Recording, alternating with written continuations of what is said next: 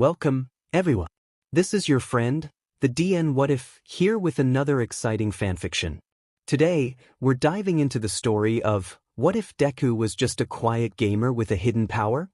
If you enjoy this video, don't forget to hit that like button and subscribe for more fanfiction content just like this. Now, let's get started with the fanfic. Now, you're all almost done with middle school, so you have to start thinking about your futures. Bakugo Katsuki's feet rested on the top of his desk as he tuned out the meaningless rambling of their teacher. His red gaze glanced towards his childhood friend who was seated by a classroom window. Midoriya Izuku just sat there silently as his emerald orbs focused intensely on his small handheld device. Bakugo forgets what it was called, but it was something strange. Game Boy, was it? Either way, the device was pretty much an ancient collector's item for gamers nowadays since it was made during the pre-quirk era. No one really cared that his friend was playing his games considering they held a bias when it came to those with powerful quirks versus weak ones. Bakugo always had to scare off some nosy students who crowded the nerd as they begged him to show his quirk. "Oh, who am I kidding? You all want to be heroes," their teacher exclaimed, the high school application forums being thrown into the air. The classroom suddenly became loud with cheers as students began letting their quirks loose. The teacher at the front finding humor in it as he struggled to calm his students back down. The noise was staying way longer than Bakugo would have liked, and he was struggling not to explode at them, both literally and figuratively. That's right, the teacher thought out loud. Bakugo and Midoriya, you're both trying to get into UA, right? When Bakugo heard the harsh criticisms about Izuku's lack of being hero material, he finally had enough of the peanut gallery.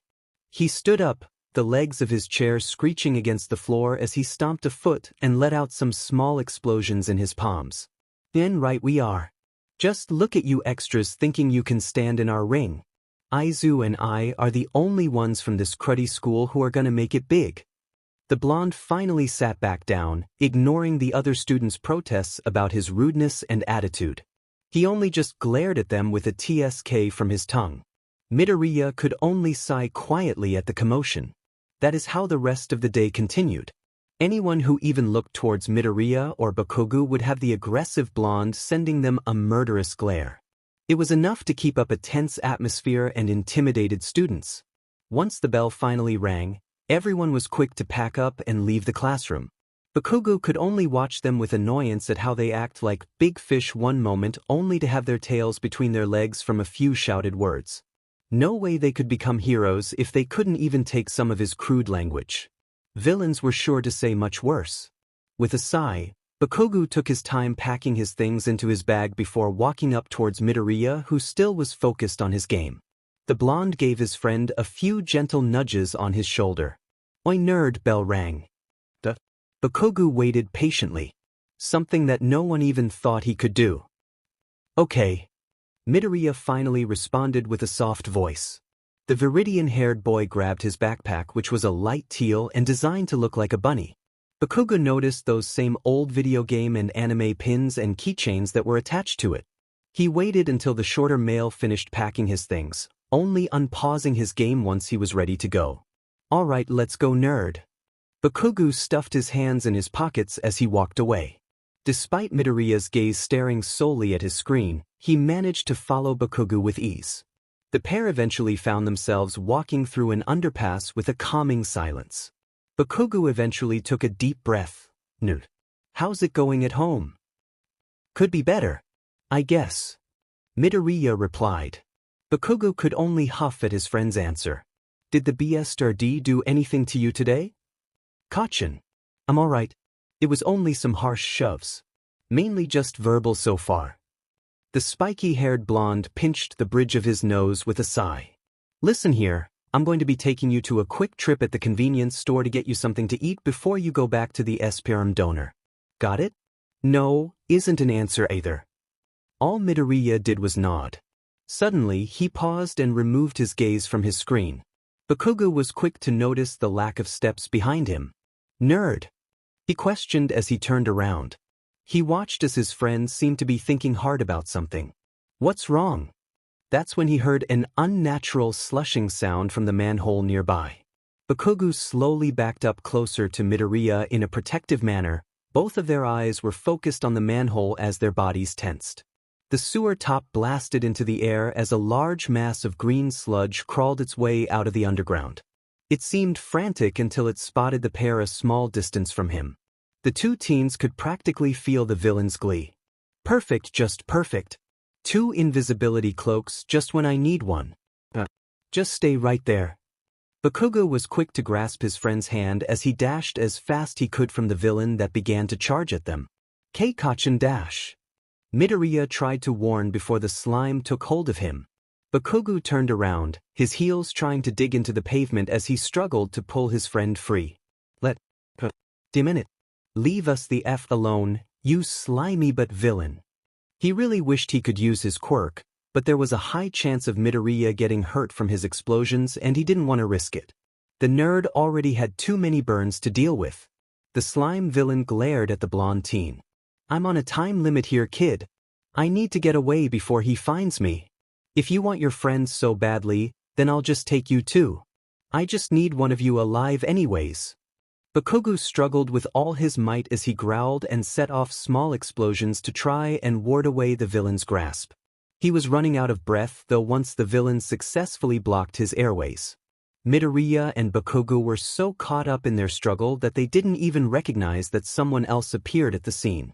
All the two heard as a shout of, "Texas Smash," before they felt a strong gust of wind pressure. Before they knew it, they were free from the sludge as their lungs were finally able to breathe again. Their world went dark. Midoriya faintly heard the raspy voice of his friend. It sounded like he was trying to hide the worry. Oi, nerd, get up. There was a small fit of coughing. Aizu, wake up, minute. Are you trying to make me call the paramedics? Keikachin? Midoriya wasn't expecting the soreness in his throat. I guess that was to be expected though when a slime villain tries to suffocate you by directly going down your throat. Finally! Bakugo exclaimed with a relieved sigh. The blonde helped with getting the other to sit up. Listen, you won't believe who just saved us. Midoriya blinked as he tried to recover from his daze. Lady Palutena? He distantly heard Bakugo facepalm. Wano. None of that Icarus whatever it's called sheet. They both heard a deep voice called out to them with uncertainty. Are you boys alright? Going to be alright? Bakugo scared as Midoriya finally began to understand who was right next to them. Yeah, we'll be fine. The nerd just takes a bit. All Might could literally see as those emerald orbs gained clarity and seemed to be filled with stars. All Might? The man let out a deep laugh. Glad to see you back in the waking world, kid. Sorry about you both getting caught up in that villain attack. Normally mistakes like that don't happen with me, but I'm new to the area and I got a little excited on my day off. Midoriya may be obsessed with his video games and anime, but he does have a hero-loving side to him. It was mainly Bakugo who kept that flame alive as Midoriya grew up. He knows that his love for heroes would probably have faded away over time if it wasn't for his childhood friend. Well now, since you two seem to be fine, I must be off now. After all, hero work is never done. Right before he took off though, he paused at a soft voice exclaiming, "Wait." He turned his head to look at the green-haired teen. I'm sorry, young man, but I must be going. Midoriya seemed to pause before speaking again. No, I was just trying to say that you should keep a hold on the bottles you put the villain in. Those pockets of yours won't be able to keep the bottles secure considering how much force you jump with.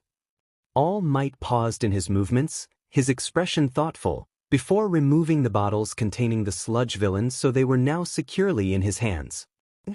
You raise a good point, young man. Thank you for your advice. Now, I must drop this villain off to the police. Thank you for your support. The pair then watched as All Might leaped into the air until he was out of their sight. They were quiet until Midoriya tilted his head with a sad expression. Oh, I forgot to ask him for an autograph. He watched with confusion though when Bakugo chuckled and pulled out on his school notebooks. The blonde opened it up to a blank page where All Might's signature was written. No need to worry about that, nerd. I also made sure he wrote a second one for ya in here so I can just tear it out and give it to you. Bakugo soon found his nose being tickled by green curls as Midoriya launched at him with a hug followed by a quiet, "Thank you." The two just sat on the ground for a bit, Bakugo playing with the curls on his friend's head. When about a minute passed, Bakugo finally felt his friend's hug loosen in strength. All right, nerd. You're welcome. Now, come on, I promise to get you some food. Kachin, will you hold on to that signature with my other stuff? 'Cause, Midoriya pouted slightly as Bakugo ruffled his hair. Yeah, I got you covered. That BST ain't getting his paws on any of your stuff. I'll add it to the safe. Now let's hurry it up. I don't want you to get hurt because I kept you out too late. Midoriya smiled as his fallen Game Boy was dusted off before being gently given back to him by Bakugo, who had retrieved it from the ground. They were quite the opposite pair, but they were going to become heroes together and nothing would stop this little dynamic of theirs. The rest of their afternoon together was mostly full of silence. Regardless, they found a strange comfort in each other's presence. Midoriya Izuku leaned against the entrance gate to the UA entrance exams. He ignored the strange and curious expressions of those who passed by him. Midoriya didn't really understand what there was to look at. He was just waiting for his friend. Was it the way he dressed, or did he have something on him? Maybe it was because he was the only one playing this heavily outdated DS? If that was the case, then they really would see him as strange if he decided to use his Game Boy today. Either way, it didn't really matter to him what they thought. He loves these games even if they long since passed their prime. Midoriya wore a simple white button-up shirt with a dark teal shirt line that had a thin and sloppily tied light teal bow hanging around the collar. Over it was his favorite hoodie that was a slightly lighter shade of dark teal compared to the shirt line, which appeared as a near black color from a distance. There were a couple black stripes on each sleeve and one near the bottom of the hoodie. One of his favorite parts to it was the hood that had little floppy cat ears with a black print of an 8-bit cat face. Bakugo had it made as a custom order for one of his birthdays and he has always taken the best care of it. Sure, Midoriya now had spares, but he would hate to have anything bad happen to it. He remembered the time when Bakugo accompanied him to go to a local dry cleaner and he had to take it off. Bakugo said he looked like a kicked puppy until he got it back. Almost a month later, the blonde met up with him during one of their free days and gave him a gift bag that had 3 more of them. He have cried like a lot. The rest were just slightly baggy breathes that matched the dark teal of his shirt line and his red high-top sneakers. In fact, all of the clothes he wore were a bit loose and baggy because he just liked the comfort it brought to have slightly larger clothes. Oi, what are you doing just standing there? Midoriya took a few seconds until he finally looked up to see his friend. I was waiting for you. Bakugo just huffed. You didn't have to. We said we're gonna be heroes together, so I wanted to make sure both of us walked in together. Alright, I get it. Let's get going before we're late. Bakugo growled as he walked by. Midoriya's gaze returned to his screen as he followed the blonde with ease. Welcome listeners to the UA practical exam. Can I get a hey? Present Mike could barely hear a soft voice give a tiny hey somewhere in the crowd. Oh well, it was better than having complete silence. Meanwhile, Bakugo just face-bombed in his seat that was, fortunately, next to the gaming geek. He just hopes his friend won't get in trouble for having his DS thing. At least the nerd had the common sense to dim the screen to its lowest brightness before walking into the auditorium. As Present Mike began to explain the rules of the practical exam, Bakugo found himself feeling bored since it was pretty simple to understand. He couldn't find any pity for the idiots who actually had to pay attention to understand what they were doing. So he decided to just entertain himself by watching what Izuku was playing. Midoriya seemed to tell without looking that Bakugo was paying attention to his game and tried to make it as entertaining as possible. You can't go wrong with virtual dogs, right? He heard the blonde make a nearly silent chuckle as Midoriya made one of them do a silly trick. And the both of you there. Are you even paying attention? If you're here just to play games, then you should leave. The people sitting by the pair began to inch away from the sudden murderous aura. Bakugo's hands slammed onto the desk in front of him as he stood. Hey, a-hole, how about you get those sticks out of your butt? Don't you dare look down on us because we're smart enough to understand such simple FING rules. Leave Aizu out of this too. Those games of his actually help him unlike you. How about you stop being a judgmental motherfucker and stop calling people out when you don't even understand a DMN thing about them? When the agitated blonde sat back down, he turned his head and noticed Izuku was staring at him, those green orbs holding a tint of a disappointed parent. What? He was being an a-hole. They distantly acknowledged that present Mike was resuming the explanation after the sudden outburst. Midoriya just shrugged. I don't think that was necessary. The blonde just gave a huff as Midoriya sighed. It was going to be a long day. Initially, the blonde was pretty annoyed that the pair wouldn't be in the same battle center. It made sense though, and it wasn't entirely unexpected. UA wasn't wrong to split people from the same school up, considering that the two would have ended up giving each other boosts by working together. After changing into their gym clothes, there was a small exchange of good luck and a don't get your butt killed before they parted ways. Midoriya internally felt a bit anxious though when he noticed a familiar tall teen with dark blue hair and glasses. He ended up pulling his tracksuit hoodie up to hide. He was thankful for not being stupid enough to bring his DS with him, since it would probably get broken and make that guy angry. The only thing he took from his bag before leaving for the bus was a keychain ball maze to play with.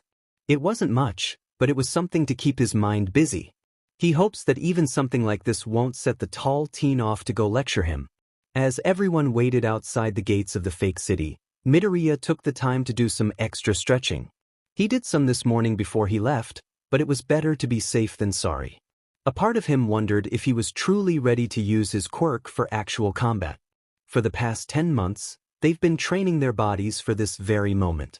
After all, it wouldn't be good to run into fights as a hero if you had skinny FING noodle stick arms, as Bakogu put it. Midoriya thinks that a large majority of why their training was such a success was due to Dagoba Beach. It was absolutely swamped with litter, but it was a perfect location to train with and without their quirks. The smell of the beach-turned junkyard took a bit to get used to, but they eventually decided to do something about it. Who knew that cleaning up years' worth of heavy junk would help buff you up? Then start. Present Mick's voice shouted with his quirk. The gates were opening, but everyone seemed to be staring at present Mike with confused or startled expressions. Midoriya had enough experience and knowledge to take the opportunity to get ahead. As he dashed into the opened entryway, he distantly heard Mike explaining to the other examinees about there being no countdowns in a real battle. The sudden thudding footsteps of the rushing crowd behind him was lost to the heartbeats that filled his head. With a long exhale, he charged towards his first robot. Midoriya was swift to dodge the three-pointer's attempts to attack him as he ran by into close proximity. As he ran past it, his hand tagged it and the machine instantly froze. Midoriya stayed close enough near it to try and send the message to others not to destroy it, but he didn't stay too close that he could get hurt. Suddenly, the three-pointer seemed to ignore all the contestants and began attacking other robots. Midoriya's eyes could be seen glowing an electric green as he seemed to control the three-pointer like a puppeteer. The teen continued to keep repeating the process, his points growing ever so quickly. A controlled robot bit the dust? Not a problem. 3 or 4 more were already captured by Midoriya's quirk. The teen did feel the temptation to go all out though. He could do so much more if he didn't restrict himself to physically touching the machines to take control, but he didn't want to overdo it. Plus, he would probably be stealing the chance of an examinee who had potential. He didn't want to hog all of the points, and he didn't want to accidentally hurt himself with quirk exhaustion either. By the time the teen decided to stop gathering points, he already forgot how many he actually gained. It was hard not to get lost in the freedom of using your quirk that had been mainly forced to be dormant for years. The last number he could recall counting before getting caught up in the fun was around 90 points. Midoriya hummed to himself in thought. That should be enough, right? He didn't really have much else to do, so he decided to jog around and see if anyone needed help. The people he aided or rescued had quite interesting quirks, but one that truly stood out to him was the examinee with a brainwashing quirk. It certainly was an experience to be brainwashed. Yet, he was glad his assistance brought some semblance of a smile to the purple-haired teen's face afterward. Midoriya could tell the guy needed sleep. Maybe he could give lessons? Then again, Kachin always did tell him his ability to sleep was unnatural, and possibly part of his quirk. Well, a few minutes had passed when the ground suddenly began to shake. From the distance, Midoriya could see the head of a giant robot whose robotic claws were collapsing buildings left and right. Examinees were shouting as they ran as far away from it as they could. He would have joined them if it wasn't for the worry that latched itself onto him. What if there were people who were left behind or trapped? What if someone was too slow or got injured? Midoriya had to make sure there was no one caught in the chaos the zero-pointer brought as he swiftly made his way closer. If he ended up getting hurt, Midoriya could only hope Kacchan won't be angry. Well, at least not too angry. Midoriya had to cover his face a few times due to the amount of dust and debris that floated in the air. Just as he suspected, there were some stray examinees who needed help, and he was glad to guide them back towards the entrance. He knew that the zero-pointer was an obstacle meant to be avoided, but this was insane. The scale of its printed image on the papers did it absolutely no justice. Just as he thought he cleared the way, his ears just barely picked out a small cry for help. His feet turned as he ran back to find whoever was in need. Out of all things Midoriya was expecting, he was not expecting to see a girl about to be crushed to death. Yue certainly wouldn't let it go this far, right?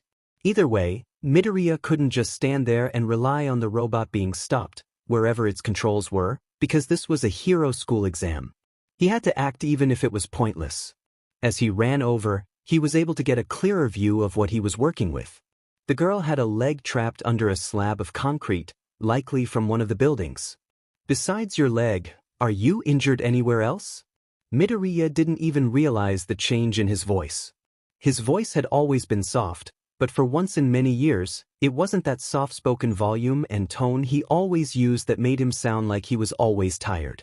His voice was gentle, clear, and slightly raised. It was certainly not one like Bakugo's, but one that displayed a hidden strength behind it. All it needed was a shove in the right direction to unlock, much like the circumstances he finds himself in now. The short-haired brunette looked up at him, her body full of anxiety. I don't think so. Quirk. A Z0 gravity. I can get rid of the gravity of objects WH, which makes them float as a result. Midoriya nodded as he took the information in. Can you still use your quirk? The girl nodded slightly. I have a little bit left in me, but I think the debris is too heavy. I have a weight limit with what I can nullify. Narrowed emerald eyes gazed back up at the zero-pointer. Midoriya was glad he didn't go all out earlier. He turned to the girl as he said, "Just stay here and relax, I'll take care of the rest." Before she could protest, the girl could only watch as the teen charged towards the incoming robot. Midoriya was sure he could do this. He knows he never tried anything of this scale before, but he knows his quirk is strong with an incredible range. He wasn't entirely sure if there would be much of a difference from how many smaller machines he could control versus one gigantic one. Either way, the girl couldn't pull herself out, he couldn't lift that rumble, and this was the only thing he was sure he could do to stop, or at least stall, the machine. The teen ran to the side of it to avoid being run over by its huge wheels before firmly placing both his hands on its metal plating. Within an instant, his eyes went an electric green, his skin slightly glowing the same color as a ginormous bubble seemed to encase the entirety of the zero-pointer. To those watching, they all saw some electric green pulse, or what looked like a wave, of energy that formed some sort of force field around the giant machine before fading away. When people could finally see the zero-pointer again, it was still and its red lenses that served as its eyes went dark. The brunette who was stuck under the debris did her best to try and check on the teen to see if he was okay.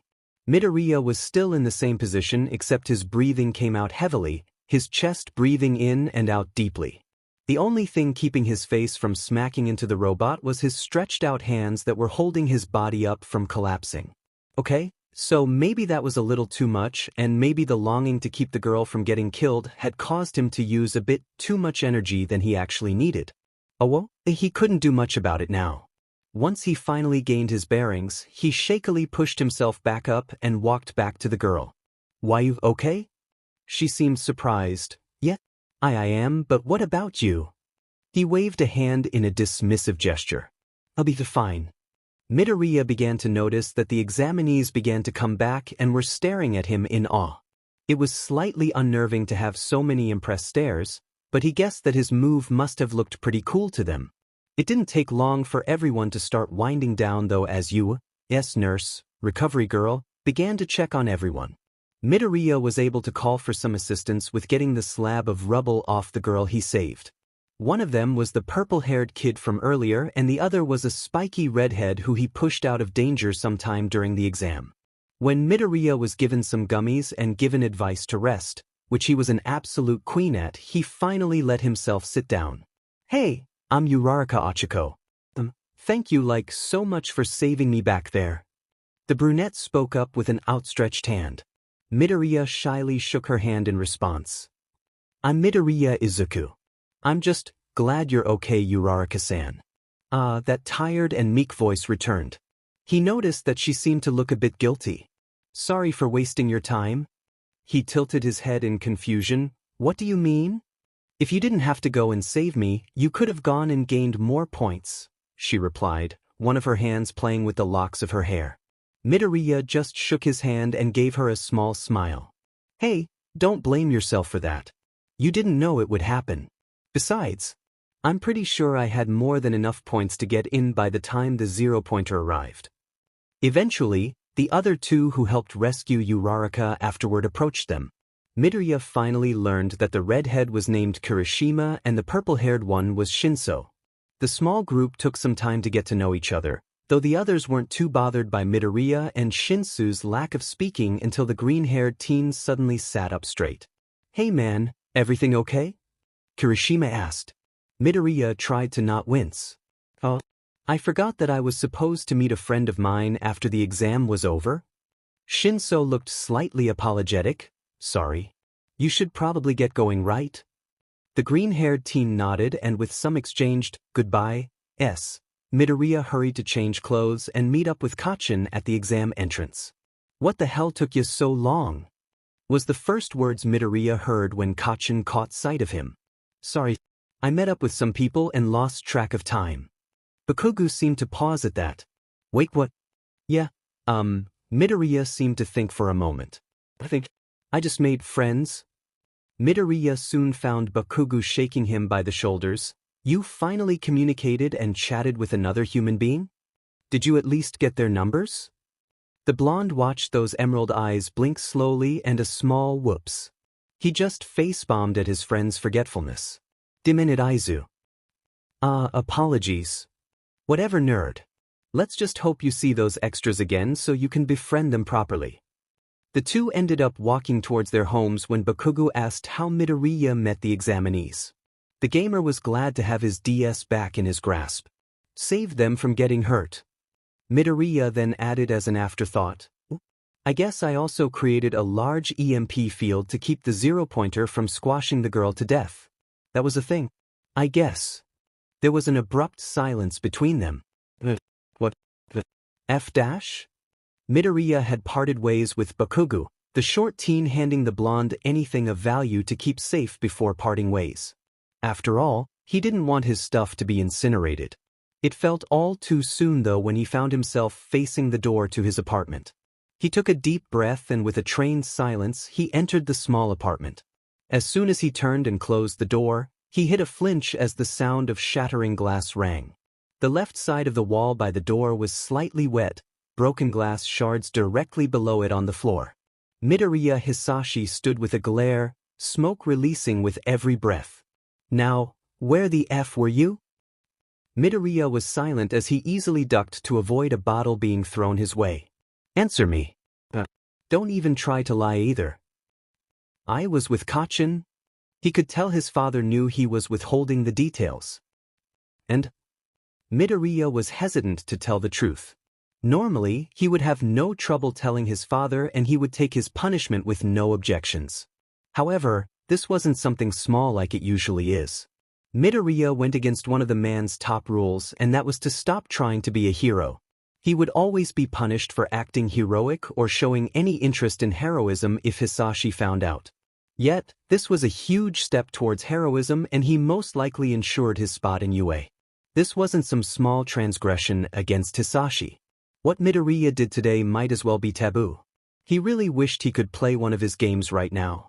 The teen was soon snapping back into reality when he felt his short body be lifted into the air, the warmth of flesh locking around his neck like a collar that's too tight. Midoriya tried to keep himself from raising his hands to stop the suffocation. He knew that struggling would make no difference. You went to the UA entrance exams, didn't you? It wasn't a question.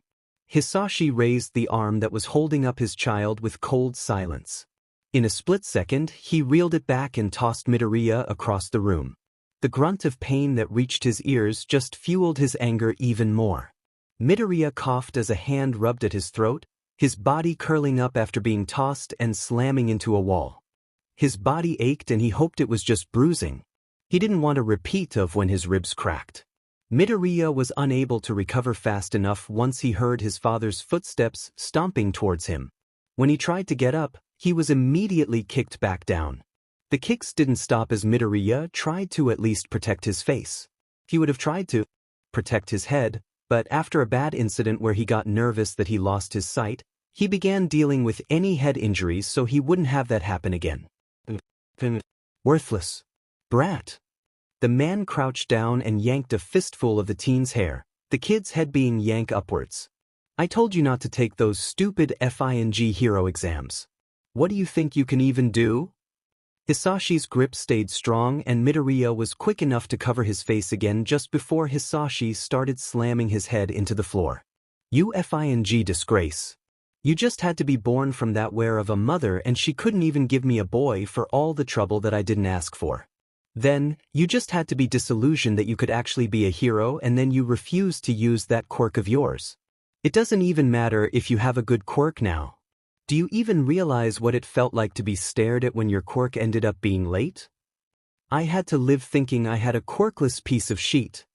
Midoriya almost let himself feel relieved once his father stopped trying to smash his face into the floorboards, the flame breather's steps becoming distant. The teen was right to not let himself become hopeful when another bottle was aimed at him. His instincts kicked in as he used his arms to desperately push himself away from the shattering bottle only to cry out when a second one directly broke on his exposed hands. He tricked him. The green-haired teen hissed as his hands bled crimson, some small shards sticking in his flesh. The small leftover of alcohol seeped into those wounds which only made it sting like hell. You know what? You can attend that little hero school of yours? Midoriya's head whipped up to look at Hisashi with eyes narrowed in suspicion. There had to be a catch. He could tell that Hisashi knew what he was thinking as if the man could read his mind. At least you aren't too much of a dumb butt. Listen, if you want to stay at that hero school you're going to have to help with a job. Got it? J-job? Midoriya's voice croaked. He slightly winced at the broken sound and slight ache in his throat. A job.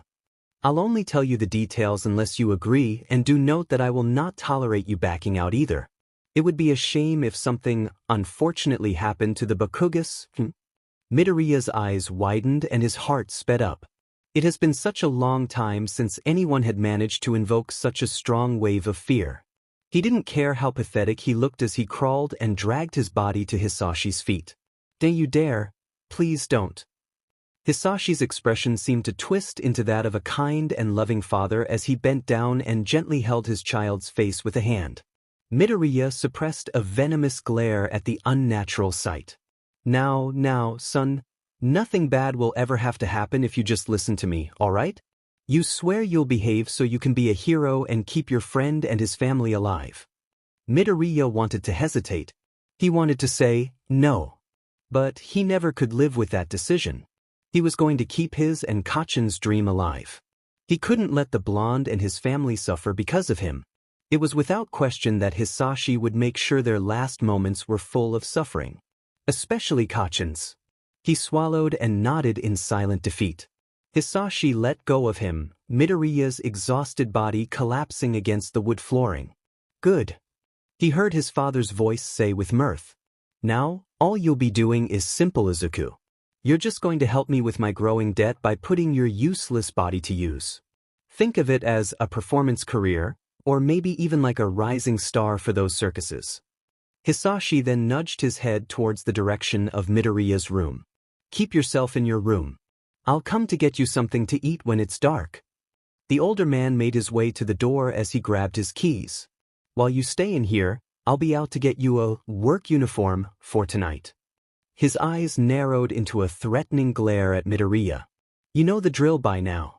Don't even think of leaving your room once you're there, and keep away from any food. You should be thankful I stopped locking it from the outside because of your obedience. Midoriya stayed silent as he waited for his father to leave. After a few minutes of lying on the ground in pain did he deem it safe. The teen dragged himself to his room and took out his hidden medical kit. Once he finished patching what he could up, he crawled to the corner of his nearly empty room. His bed was nothing more than an old mattress and some bath towels.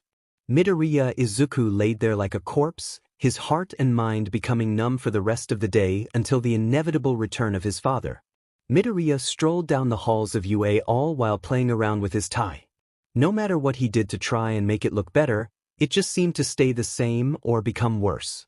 He decided to just give up on it, the red necktie looking sloppy as it hung around his uniform collar.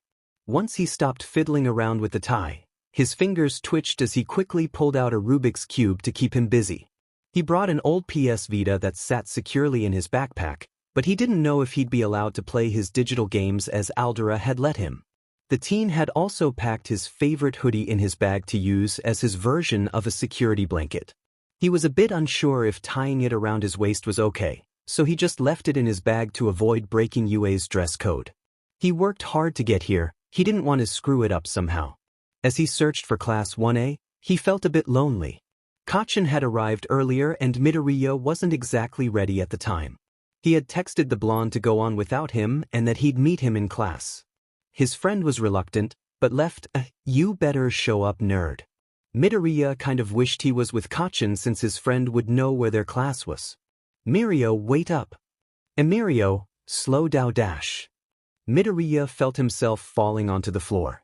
He just laid there, blinking as he tried to comprehend what just happened.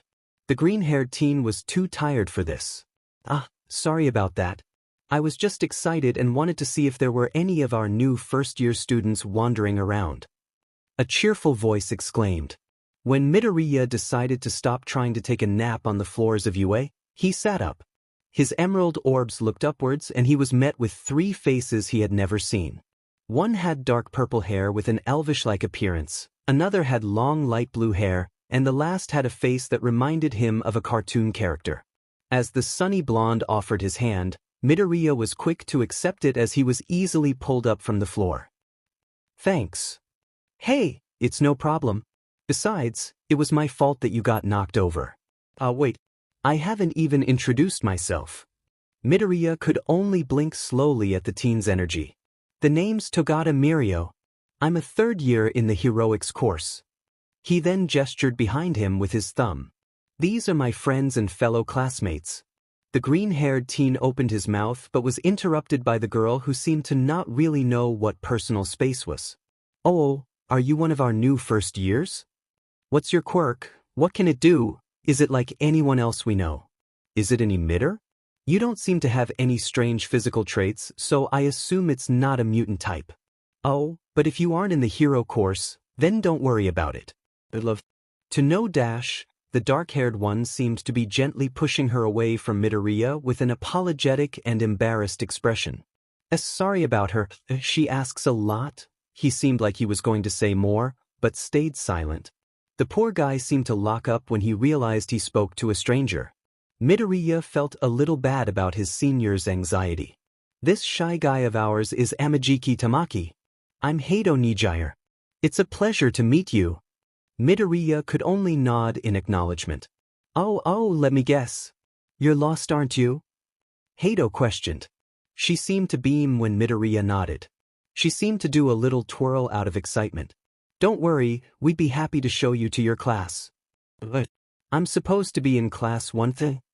The 3 seemed to pause in thought, Togata speaking up with an, we better get you there before Aizawa-sensei arrives.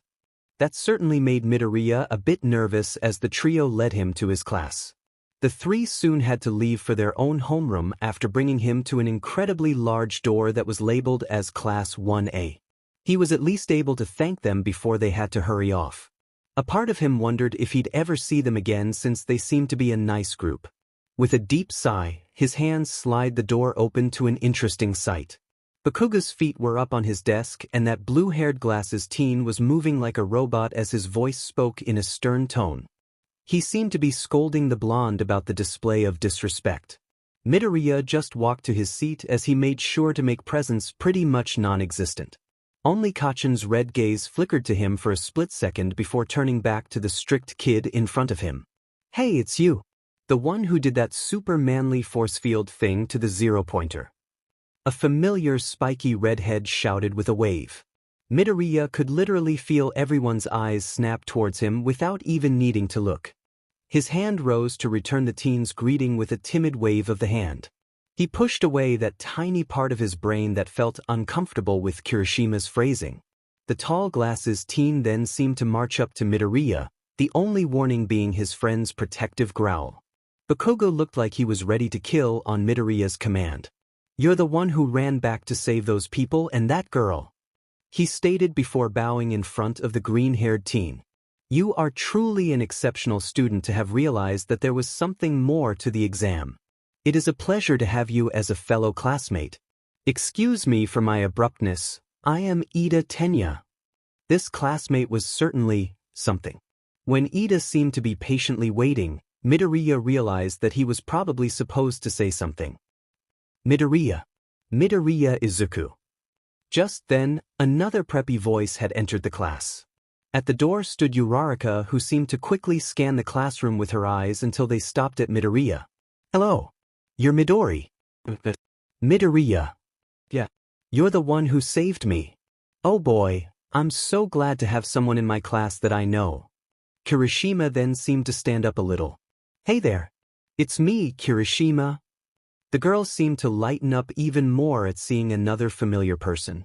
Her eyes also caught sight of the familiar purple hair that belonged to Shinso. The tired-looking boy was watching it all from his seat in the back. Before any more greetings could be done though, a deep and exhausted voice seemed to fill the room. Everyone went silent. It took you all about 6 seconds to finally quiet down. The entire class's gaze stared at the door's entryway as a shaggy-looking man laid on the floor within a bright yellow sleeping bag. They just stared and blinked as the man brought a hand up to drink a juice pouch. "Who is this guy?" The older man soon unzipped himself from his cocoon as his eyes swept over them all. Midoriya couldn't help but feel like the man's gaze became a little more focused when his eyes moved in his direction. "If you're here just to make friends, then it is best that you leave. After all, this is the heroics course. Anyways, I'm Aizawa Shoyuda and I'm your homeroom teacher." The darkly dressed man then pulled out several UA gym uniforms. "Put these on and meet me outside." Midoriya tried to ignore the cries of his aching joints and injuries. He was really hoping he wouldn't have to do too much physical activity today. Midoriya Izuku never really had many scenarios where he truly struggled to make decisions. That didn't include his rating lists for his favorite games, game systems, and characters. Those were actually difficult issues. Do you even realize how hard it is to make a top 5 waifu and husbando list when you've played over hundreds of games and watched several animes? It's a serious issue. Yet, he found himself absolutely stumped as he gripped his gym uniform. His head turned at the sound of his blonde friend. "Oi nerd, what's wrong dash?" Bakuga actually paused and looked at where they were standing. There was a hallway in front of them, one side directing to the girls' locker room while the opposite direction led to the boys'. "Ah shit. Come on." Bakugo then took hold of his friend's arm, the green-haired teen stumbling before deciding to use his legs to follow. Midoriya glanced back at the direction of the girls' locker room as they walked the opposite way. "Nerd, you gonna be alright? You'll cover me when I change, right?" Midoriya spoke softly. There was a disbelieving huff. "Obviously." Bakugo hissed in a whisper. There was a tense silence between the two as they walked. "Oi, listen here. One day that dickwad of a father will be gone and you'll be able to be whoever and whatever you want to be. It doesn't really feel like it." Emerald Orbs looked on in sadness. I'll be punished if I even wear a pretty hair clip because it's too girly. Bakugo growled. I know, and it's stupid as hell. He has no right to make you a guy because he FING can't deal with a daughter. I don't even understand why he's all uptight and shit about it. Who cares, right? Midoriya's eyes began to hold a hint of doubt. What if he's right though? His gaze focused on the floor. What if I should just let him dash? Bakugo seemed to bristle before stopping to turn around and firmly grasp his friend's shoulders. Now, you listen to me and listen well, because anything your dad says is absolute shit. I don't care if you're female, male, or whatever the hell you want.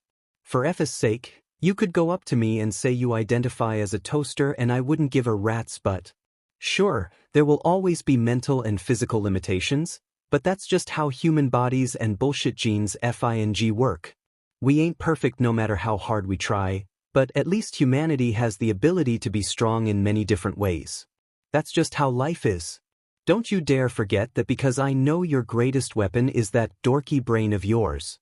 Duh. Midoriya blinked. Did you just give me a pep talk? Bakugo let the short teen go as his arms crossed. I don't know what the hell you're talking about, nerd. Now let's go before we get in trouble. In the end, the green-haired teen was so grateful to his friend. When they arrived in the locker room, Bakugo opened the large door of an unused locker as a makeshift screen while the blonde kept himself standing where it wouldn't be able to cover Midoriya's body. The short teen really wished it didn't have to be this way as he finished getting dressed. Yet, as long as he was under his father, would never be able to feel free. He could only hope that Kacchan was right. A quirk apprehension test? Midoriya slightly covered his ears at the sudden chorus of shouts. Aizawa then began explaining the test that was much like their normal fitness tests but with the legal usage of their quirks. During the explanation, Midoriya had begun to drift off. It took a little bit for the other students to notice that he fell asleep standing up.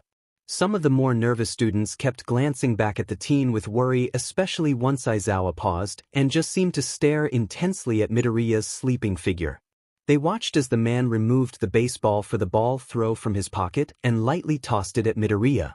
Everyone expected the teen to get a good knock on the head and maybe see him be filled with embarrassment. It shocked everyone though when the ball was snatched out of the air when it was in Midoriya's range. A majority of the class just watched slack-jawed as the green-haired teen kept a grip on the ball while his other hand tried to rub the sleep out of his eyes. With a yawn, Midoriya began to look more awake and glanced around with visible confusion. Bakugo stood next to him, trying to hide his growing smile and urge to cackle at the class's expressions.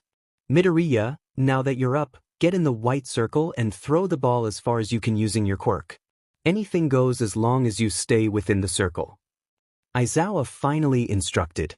The short teen made his way to the circle, staring at the ball in thought on how to use his quirk on it. Eventually, his eyes glowed that electric green as his arm lifted to create a 90-degree angle.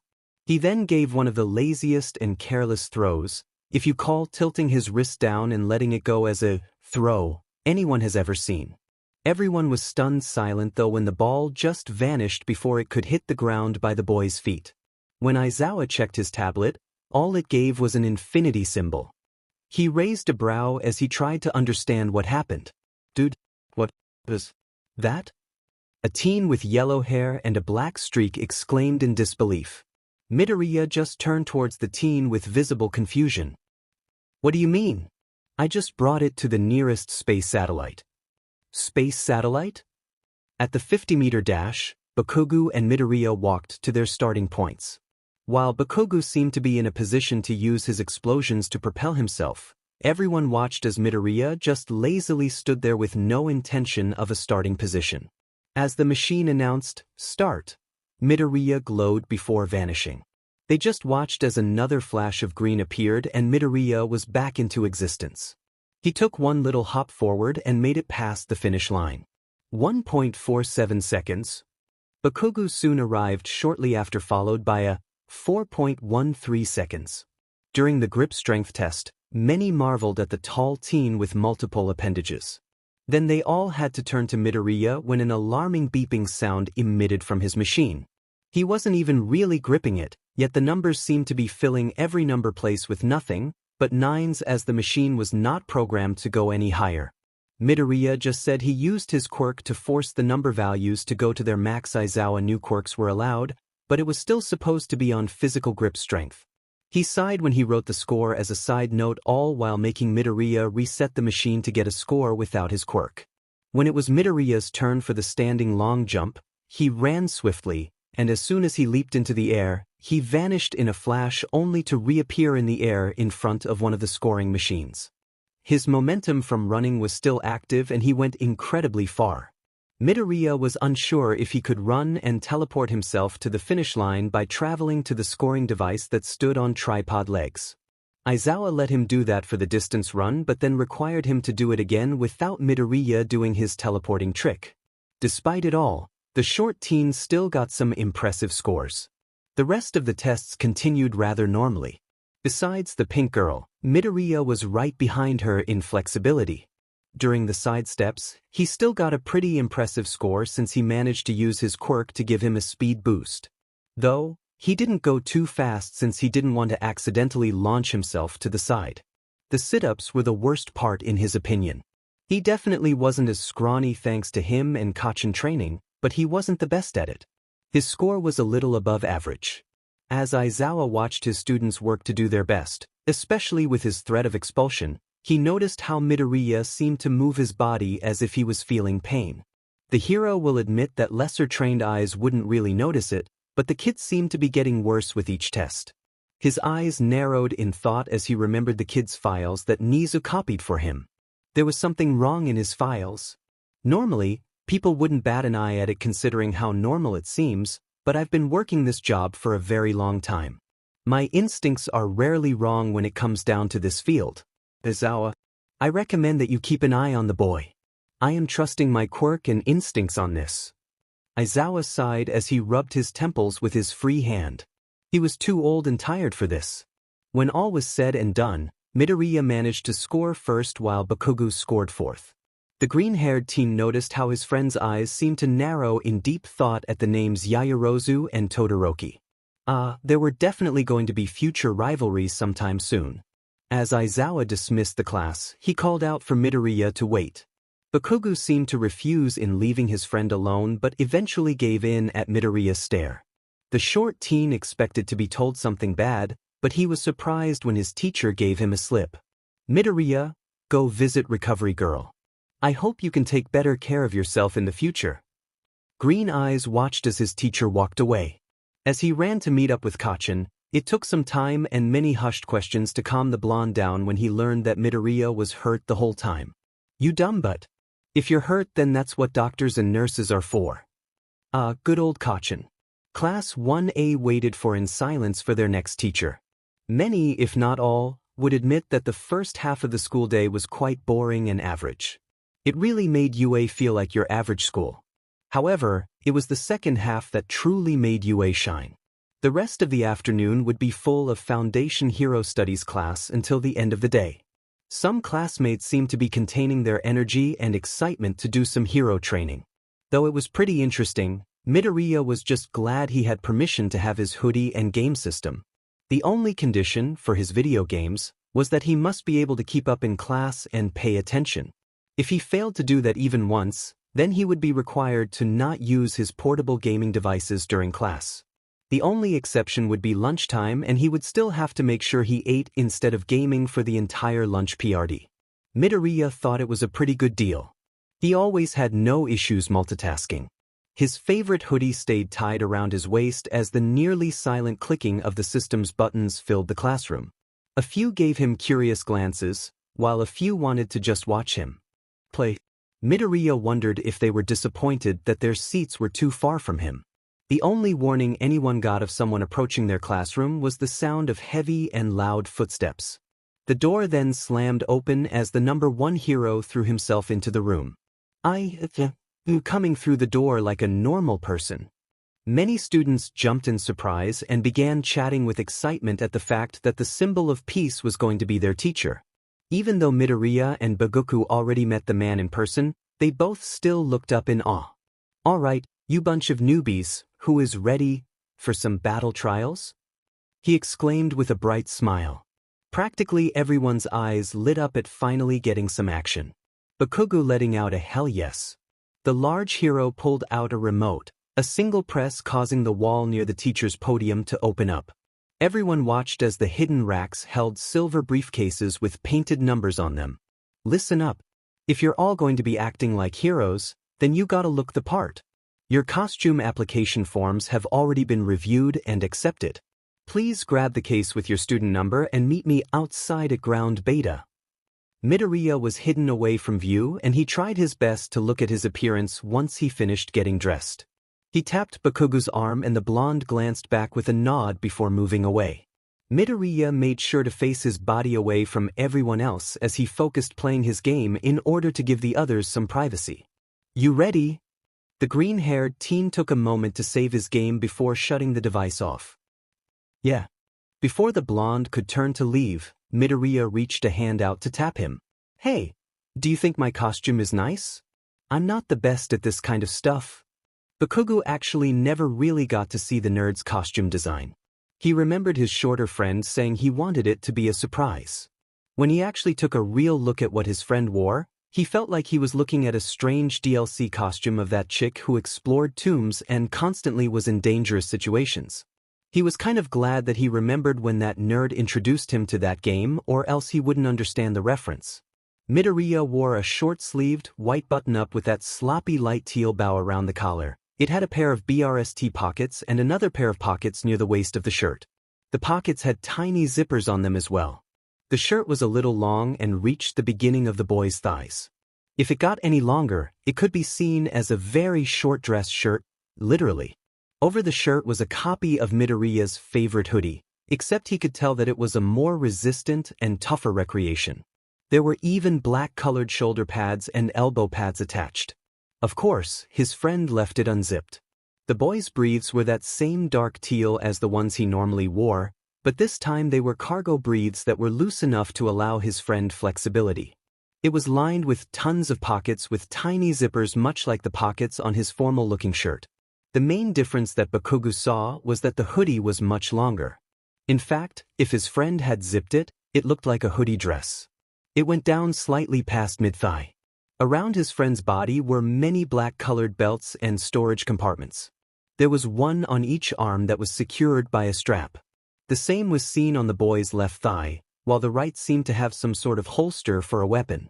Around the waist was a utility belt, except there was a loop on each side that seemed ready to hold some sort of staff-like weapon. Midoriya also had a pair of black combat boots which Bakugo assumed were steel-toed with the possibility of other additions. The only other normal wear was the black fingerless gloves. There was a slight rectangular patch of fabric that seemed to rise on the back of his friend's hands, and the blonde wouldn't be surprised if there was a sheet of metal in there or something to protect the boy's hands. The only part that really got to him was the cat ear headphones with a teal visor and a hidden built-in mic. Bakugo just face-bombed. Why did you design it to look like a cat? The headphones were mainly black with light teal highlights. The blonde watched as Midoriya reached behind him and pulled up his cat hood. So the little ears were like sleeves for the cat ears of the headphones.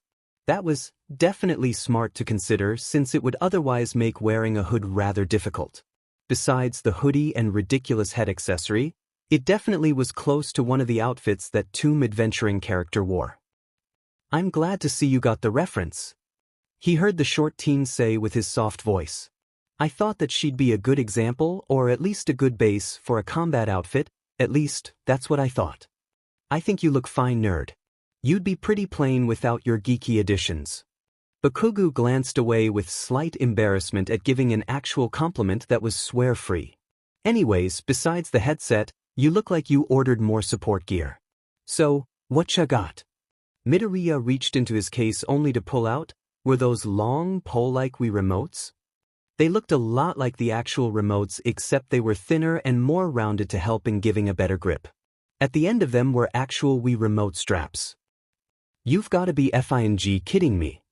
Bakugo actually turned to see if anyone else was in the locker room, only to find it empty. Well, at least their other classmates are going to be surprised. The green-haired teen just secured them in the loops of his belt before looking up at Bakugo. I think they're pretty neat. Besides, They hurt pretty badly and can cause quite a lot of damage when you don't listen to the warnings to wear the straps. So, I might as well make them hurt even worse, right? Bakugu really couldn't disagree with that. He remembered setting up that nerd's Wii at his place, and he decided the whole wear the wrist strap thing was stupid. A few moments later, he ended up putting too much force and ended up with a bruise, and his mom shouting about the loud bang against the wall. He snapped out of the painfully embarrassing memory when his friend then took out flipping Wii nunchucks. To be honest, they seemed more like dual sides with a long chain connecting them than just deadlier versions of the original device. There was a strong white cord that was quite long with 2 Wii nunchucks at each end. They were made a little bigger, and their curve near the control stick was slightly stretched out to make room for actual scythe blades. There were engravings of where the control sticks and buttons should be, since they would just be impractical to have. I originally wanted to keep the buttons for a wireless function, like, a button to make them like a taser, but it didn't work out in the end. Besides, it could be set off by accident since these are meant to be swung around. Even if there was a safety mode, it could be used against me and I'd have to make sure I have a good grip on the actual nunchucks. The idea wasn't really going to work. Midoriya then secured the nunchucks of death in the special pouch-like holster on his right thigh that was designed to carry them. I've got other stuff in these storage units, Midoriya started, but I'm planning to keep them a surprise. Bakugu could just nod. Of course, the nerd managed to bring his video games with him even outside the screens. He knocked off the teen's hood before doing his best to ruffle his friend's curly locks. He ignored the small squeak as he pulled away, the nerd quickly pulling his hood back up after adjusting his headgear. Come on. Everyone's probably outside already. Let's not keep All Might waiting. Fortunately, they weren't late as they caught up to their classmates who were still making their way to ground beta. When they got there, they watched as All Might seemed impressed by their hero costumes. Bakugu definitely saw some people second-guessing themselves when they saw the visible weapons Midoriya had on him. Eventually, All Might captured everyone's attention as he began to explain the battle trial, despite some interruptions. There will be teams of 2 who will be decided by a lottery. The same goes for the villain and hero roles. Heroes have to disarm the bomb by making contact with it or by capturing those on the villain team via capture tape or other means to restrain your opponents. The heroes will lose if they fail to retrieve the bomb within the time limit or the villains knock them out of the game. They will also be given capture tape. Ida's hand shot up. Isn't it impractical to assign teams using a lottery? Midoriya's head tilted slightly with visible confusion. But heroes have to work with other heroes all the time. When it comes to saving lives, can you really afford to be picky about who you have to be partnered with? Heroes have to improvise all the time. The glasses teen seemed to be a little ashamed at such an obvious explanation before apologizing and praising Midoriya yet again. All right now, time to draw teams. Midoriya wished he got paired with Bakugu, but I guess he couldn't win them all. The short teen casually walked towards his partner who seemed to be very nervous at the approach. Midoriya held out a hand. I'm Midoriya Izuku. The other seemed to shyly shake Midoriya's hand before letting go and making motions with his hands. Koda Koji. The boy signed. Imagine his surprise when Midoriya began signing with perfect ease. Are you hard of hearing? Koda shook his head. I just don't like talking a lot. The quiet boy seemed happy that someone else could understand him without forcing him to speak. It was a little surprising when Midoriya signed that he was similar. I don't really like talking either. I still do, but I've been told I'm very soft-spoken and that my voice is really quiet too. It sounds louder to me, so I guess I don't really notice. Since the two had some time to speak, Koda had the hope that he could get to know this classmate of his even more. When did you learn sign? I became selectively mute for some time years ago. Kachin made it his mission to make both of us learn sign. It also helps since his quirk has caused him to be slightly hard of hearing. Not too bad, but it could have been worse if it weren't for his quirk counselor. Kachin? Bakugu. Koda's eyes widened as he turned his head to look at the blonde who seemed to be arguing with Ida. He gave a small point in disbelief as he signed. Him? Midoriya nodded. Yes. Believe it or not. He's aggressive and difficult, but he does have good intentions. You start to understand the hidden care when you get to know him. He just watched as Koda nodded in understanding. Soon, All Might called to start the matches, his hands reaching into the box to decide the team matchups. We've got Team F as the villains and Team G as the heroes. Villains, make your way to the building and start planning. Heroes, you will be waiting outside the building to plan until the round starts. Everyone else, follow me to the observation room.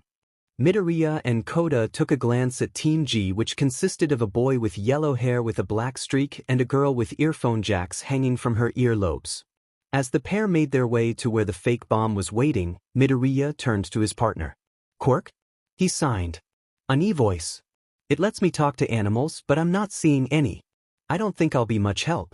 Even if there were, they don't like loud noises. Battles can cause lots of noise.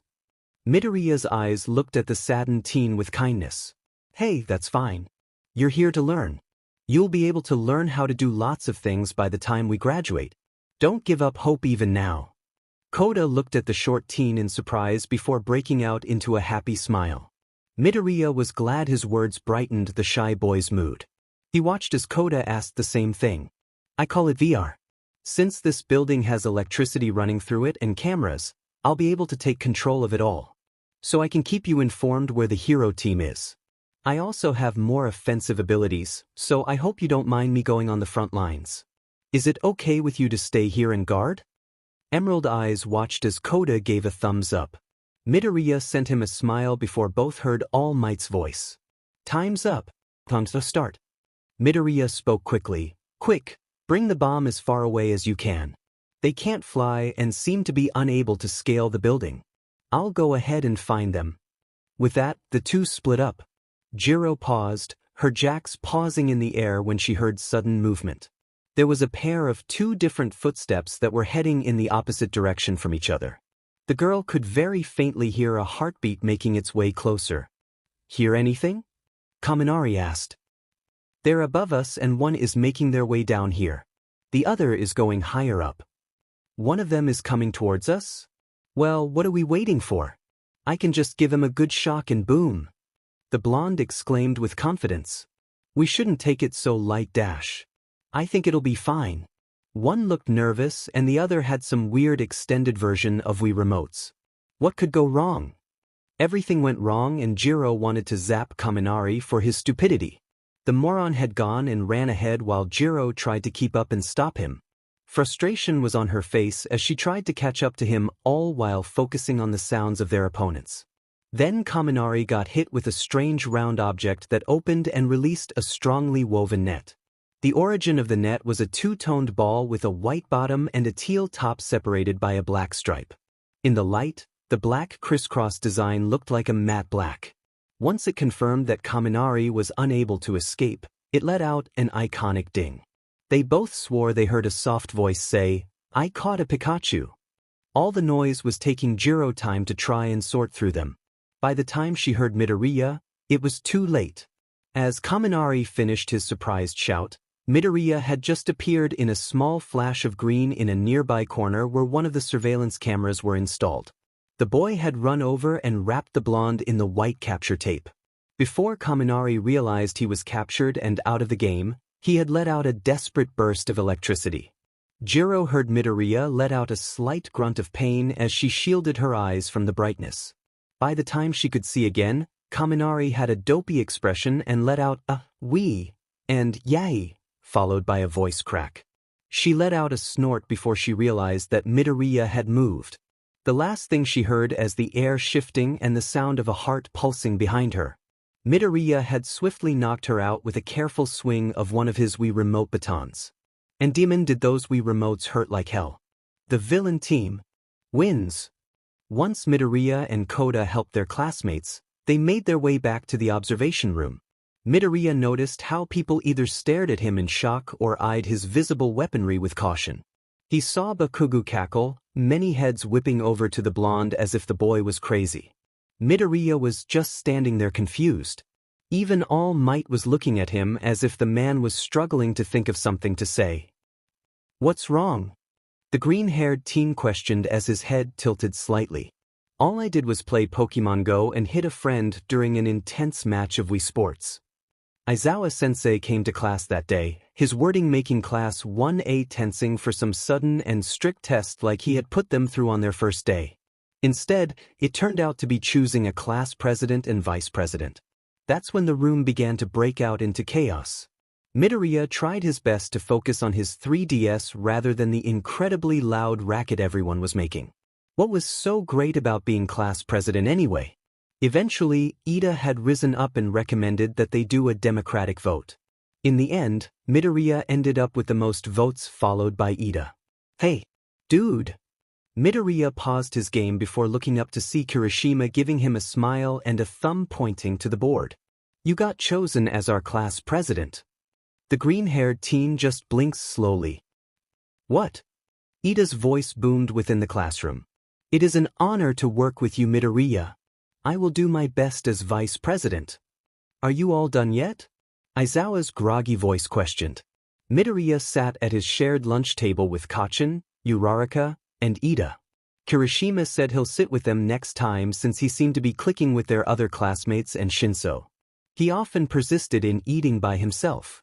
He said something about not wanting to spend lunch in a group. One hand held his chopsticks as he ate his katsudon slowly. Meanwhile, he used his free hand to play his game, which really was meant to have two hands to play. Yet, the teen's friends just watched as Midoriya effortlessly played the little device with a single hand.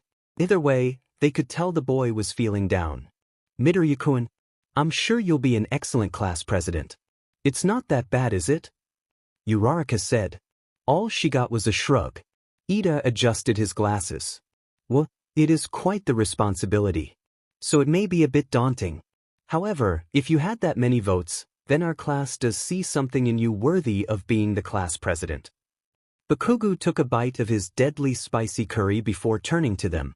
The nerd may be skilled, but he doesn't really care for being the leader and sheet. He would rather stay in the background and be a motivational supporter. They all went quiet once they heard Midoriya finally speak. I'm not ungrateful that a lot of our classmates think so highly of me. I may have the skills, but I lack that personality a leader really should have. Besides, doesn't being the class president also mean I have to deal with more paperwork? I don't think that I have the free time to focus on that as well. There was a small silence as they took in his words. Uraraka was the one to speak up. Then, don't think about it like that. Everyone looked at her in confusion. Seeing their expressions, she tried to elaborate. I mean, like, as class president you have a better chance at helping us, right? It gives you some more authority and that duty to support us as you'd rather do. So, don't think of it in a negative way like it's a position that's just more work. Think of it to be more positive. Like, a better chance to help us if we need help and a way to get closer to our classmates and make friends. Midoriya watched as the girl tilted her head to point at his gaming device. Games aren't always single-player, right? Wouldn't it be nice if, one day we could all play together as a class? The boys all looked at Uraraka with wide eyes. Midoriya blinked as he thought about her words. He never really thought of it like that. Sure, there will always be the realistic responsibility to such a position, but she wasn't wrong about the more positive sides to it. He smiled, his eyes going soft as he looked back at her with gratitude. Bakugo and Ida noticed his expression and couldn't help but feel a little more positive at the mood change. Thank you, Uraraka-chan. No problem. Bakugo used a hand to cover his tiny smile. Not bad, round face. Not bad. The rest of their lunch continued into more light-hearted conversations. Eventually, Uraraka pointed out how Ida had a rich boy aura, which caused the boy to look shy before explaining that he was the younger brother to the turbo hero, Ingenium. Apparently, his family had a small hero legacy going on. Suddenly, the loud blare of alarms rang in their ears. Midoriya was quick to keep his ears covered at the loud noise, especially once the students began getting up and forming a noisy crowd. Ida asked a senior student what the alarm was about before the guy shouted something about a security level 3 breach before running off. Midoriya just wanted the noise to stop, so he ended up doing his best to weave through the crowd to the large glass windows. All he saw was the swarming press that he remembered waiting outside UA since the morning. He was thankful that Kachin was with him this time as he pulled him through safely. The blonde even made aggressive threats to make them back off. Now, they somehow got onto UA's campus, which was causing this unneeded chaos. Midoriya quickly looked for something to connect to, a camera, or even a sign that connected directly into UA's electrical system. His emerald orbs eventually locked on to a mounted security camera, his eyes glowing before he vanished. No one seemed to notice the strange disappearance in the commotion. The crowd soon halted to a stop once there was a painful crackling and high-pitched noise coming from the school speakers. Once it was over, the students realized that the alarm was completely gone. Everyone's gaze looked up to the nearby school speakers as a voice filtered through. Everyone from Class 1A that was present stared in shock at the familiar voice. "Everyone please remain calm. The security breach was a false alarm due to the press outside. Please disperse in a calm and orderly manner. We are UA students, not panic savages. The pileup you have all made during this simple false alarm would be enough to trample someone to the point of severe injuries if someone failed to stay up. Everything is fine. Now, return to your seats and think about how you could have dealt with this scenario in a more mature fashion. Thank you." As the speakers turned off, murmurs filled the room as everyone began to think about the chaos while many looked at their fellow students with apologies on their tongue. Soon, there was a familiar green flash and there stood Midoriya. He seemed to be adjusting his uniform as his friends began to jog towards him. "Midoriya, there you are. We got worried when we couldn't find you." Ida spoke up as his arms seemed to go into the strange robotic movement. "That was you on the speakers, right? How did you do that?" Uraraka wondered. Bakugo just stomped over and ruffled Midoriya's viridian curls. The nerd just went and pretty much infiltrated UA's systems. Ida and Uraraka just stared at the short boy. Ida looked like he wanted to scold the teen for breaching UA's systems, but at the same time, the chaos would have continued over a false alarm if the boy didn't act. What? The two ended up asking simultaneously. Midoriya shifted his gaze away as his cheeks took a slightly pink hue. "It's something I can do with my quirk. It was the same technique I used during our quirk apprehension test." "You mean the weird teleporting move?" Uraraka said as she tried to remember the details. "Sure." Midoriya shrugged. Ida let out a sigh as he glanced around to make sure everything was fine. "Well, at least everyone seems fine. It could have seriously gotten out of hand if it weren't for you, Midoriya." "Thank you." No problem." Uraraka sent the shy boy a bright smile and a fist pump into the air. "We told ya that you'd make a great class president." Bakugo took a peek at Midoriya's expression as the poor boy couldn't process all the sudden praise. The blonde just chuckled at his friend's reaction. He gave the shorter a small pat to the back. "Good job, nerd." "Kachin." Midoriya whined with a pout. The only thing the trio could think of was how cute their class president's pout was. Nizu had finally returned from his office after checking on the disintegrated UA barrier. It was certainly a concern and he wasn't quite sure of the message behind it. He could tell that it was nothing good though, and it made him worry for his students. As he began to resume his work on his computer, he noticed something strange. There was a notification alert for non-authorized tampering with UA's systems which took place during the lunch party. When he ran a system check, there was no trace of the intruder still being there or leaving some clue behind. When he began doing camera checks, he was able to witness the chaotic scene that took place in the lunchroom. At the very top of the camera near the exit, it barely caught a tiny trace of a flashing light before it vanished. Nizu watched as the students seemed to be paying attention to the direction of where the speaker was. He decided to check the automatic voice recording software to see what was being said. Imagine his surprise when it was the voice of a student. It was only a little while after the students began returning to their routines did the culprit choose a spacious area in a clear view of the camera. Nizu's eyes gained a spark of interest when the light revealed Midoriya Izuku of Class 1A. "Interesting. What exactly did you do, Midoriya-san?" A masculine hand weaved its fingers through blood-stained locks of hair. "We're all so glad you finally decided to be more obedient." The man could hear the rattling of metal as leather restraints dug into the child's flesh. It may hurt now, but don't worry. All your body needs is more time to get used to it all. Before you know it, you'll barely feel the pain. The hand pulled at the hair in a strong grip as a whimper filled the room. You better be very thankful when that happens too. Thankful that I'm letting you have such a gift. The child tensed at the echoes of more footsteps entering the dark room, ears picking up the sound of objects being picked up from the hooks on the walls and metal tools being lifted from trays. There was a deep breath nearby before something pierced her arm. The room filled with screams and sobs. Initially, Class 1A was a bit nervous when Aizawa came up to announce their next training exercise. Whether the man realized it or not, he sure had his own sadistic flair for dramatics. The atmosphere lifted though when they found out they were going on a field trip to learn about rescue. It was mainly just learning rescue during natural disaster scenarios. There was excited chatter as the students sat in the bus, their costumes making them a colorful bunch, as the soft hum of the engine filled the air. Ida's mood was a little soured when the bus layout wasn't what the teen thought it was. No one could really blame the boy for his dedication though. Midoriya decided that he'd like to get to know his other classmates more, mainly due to Uraraka's encouragement during the false alarm. That's what led him to sit by some of the classmates he never really had gotten to be around that often. Ended up being pretty quiet. Maybe he should start trying to initiate conversations?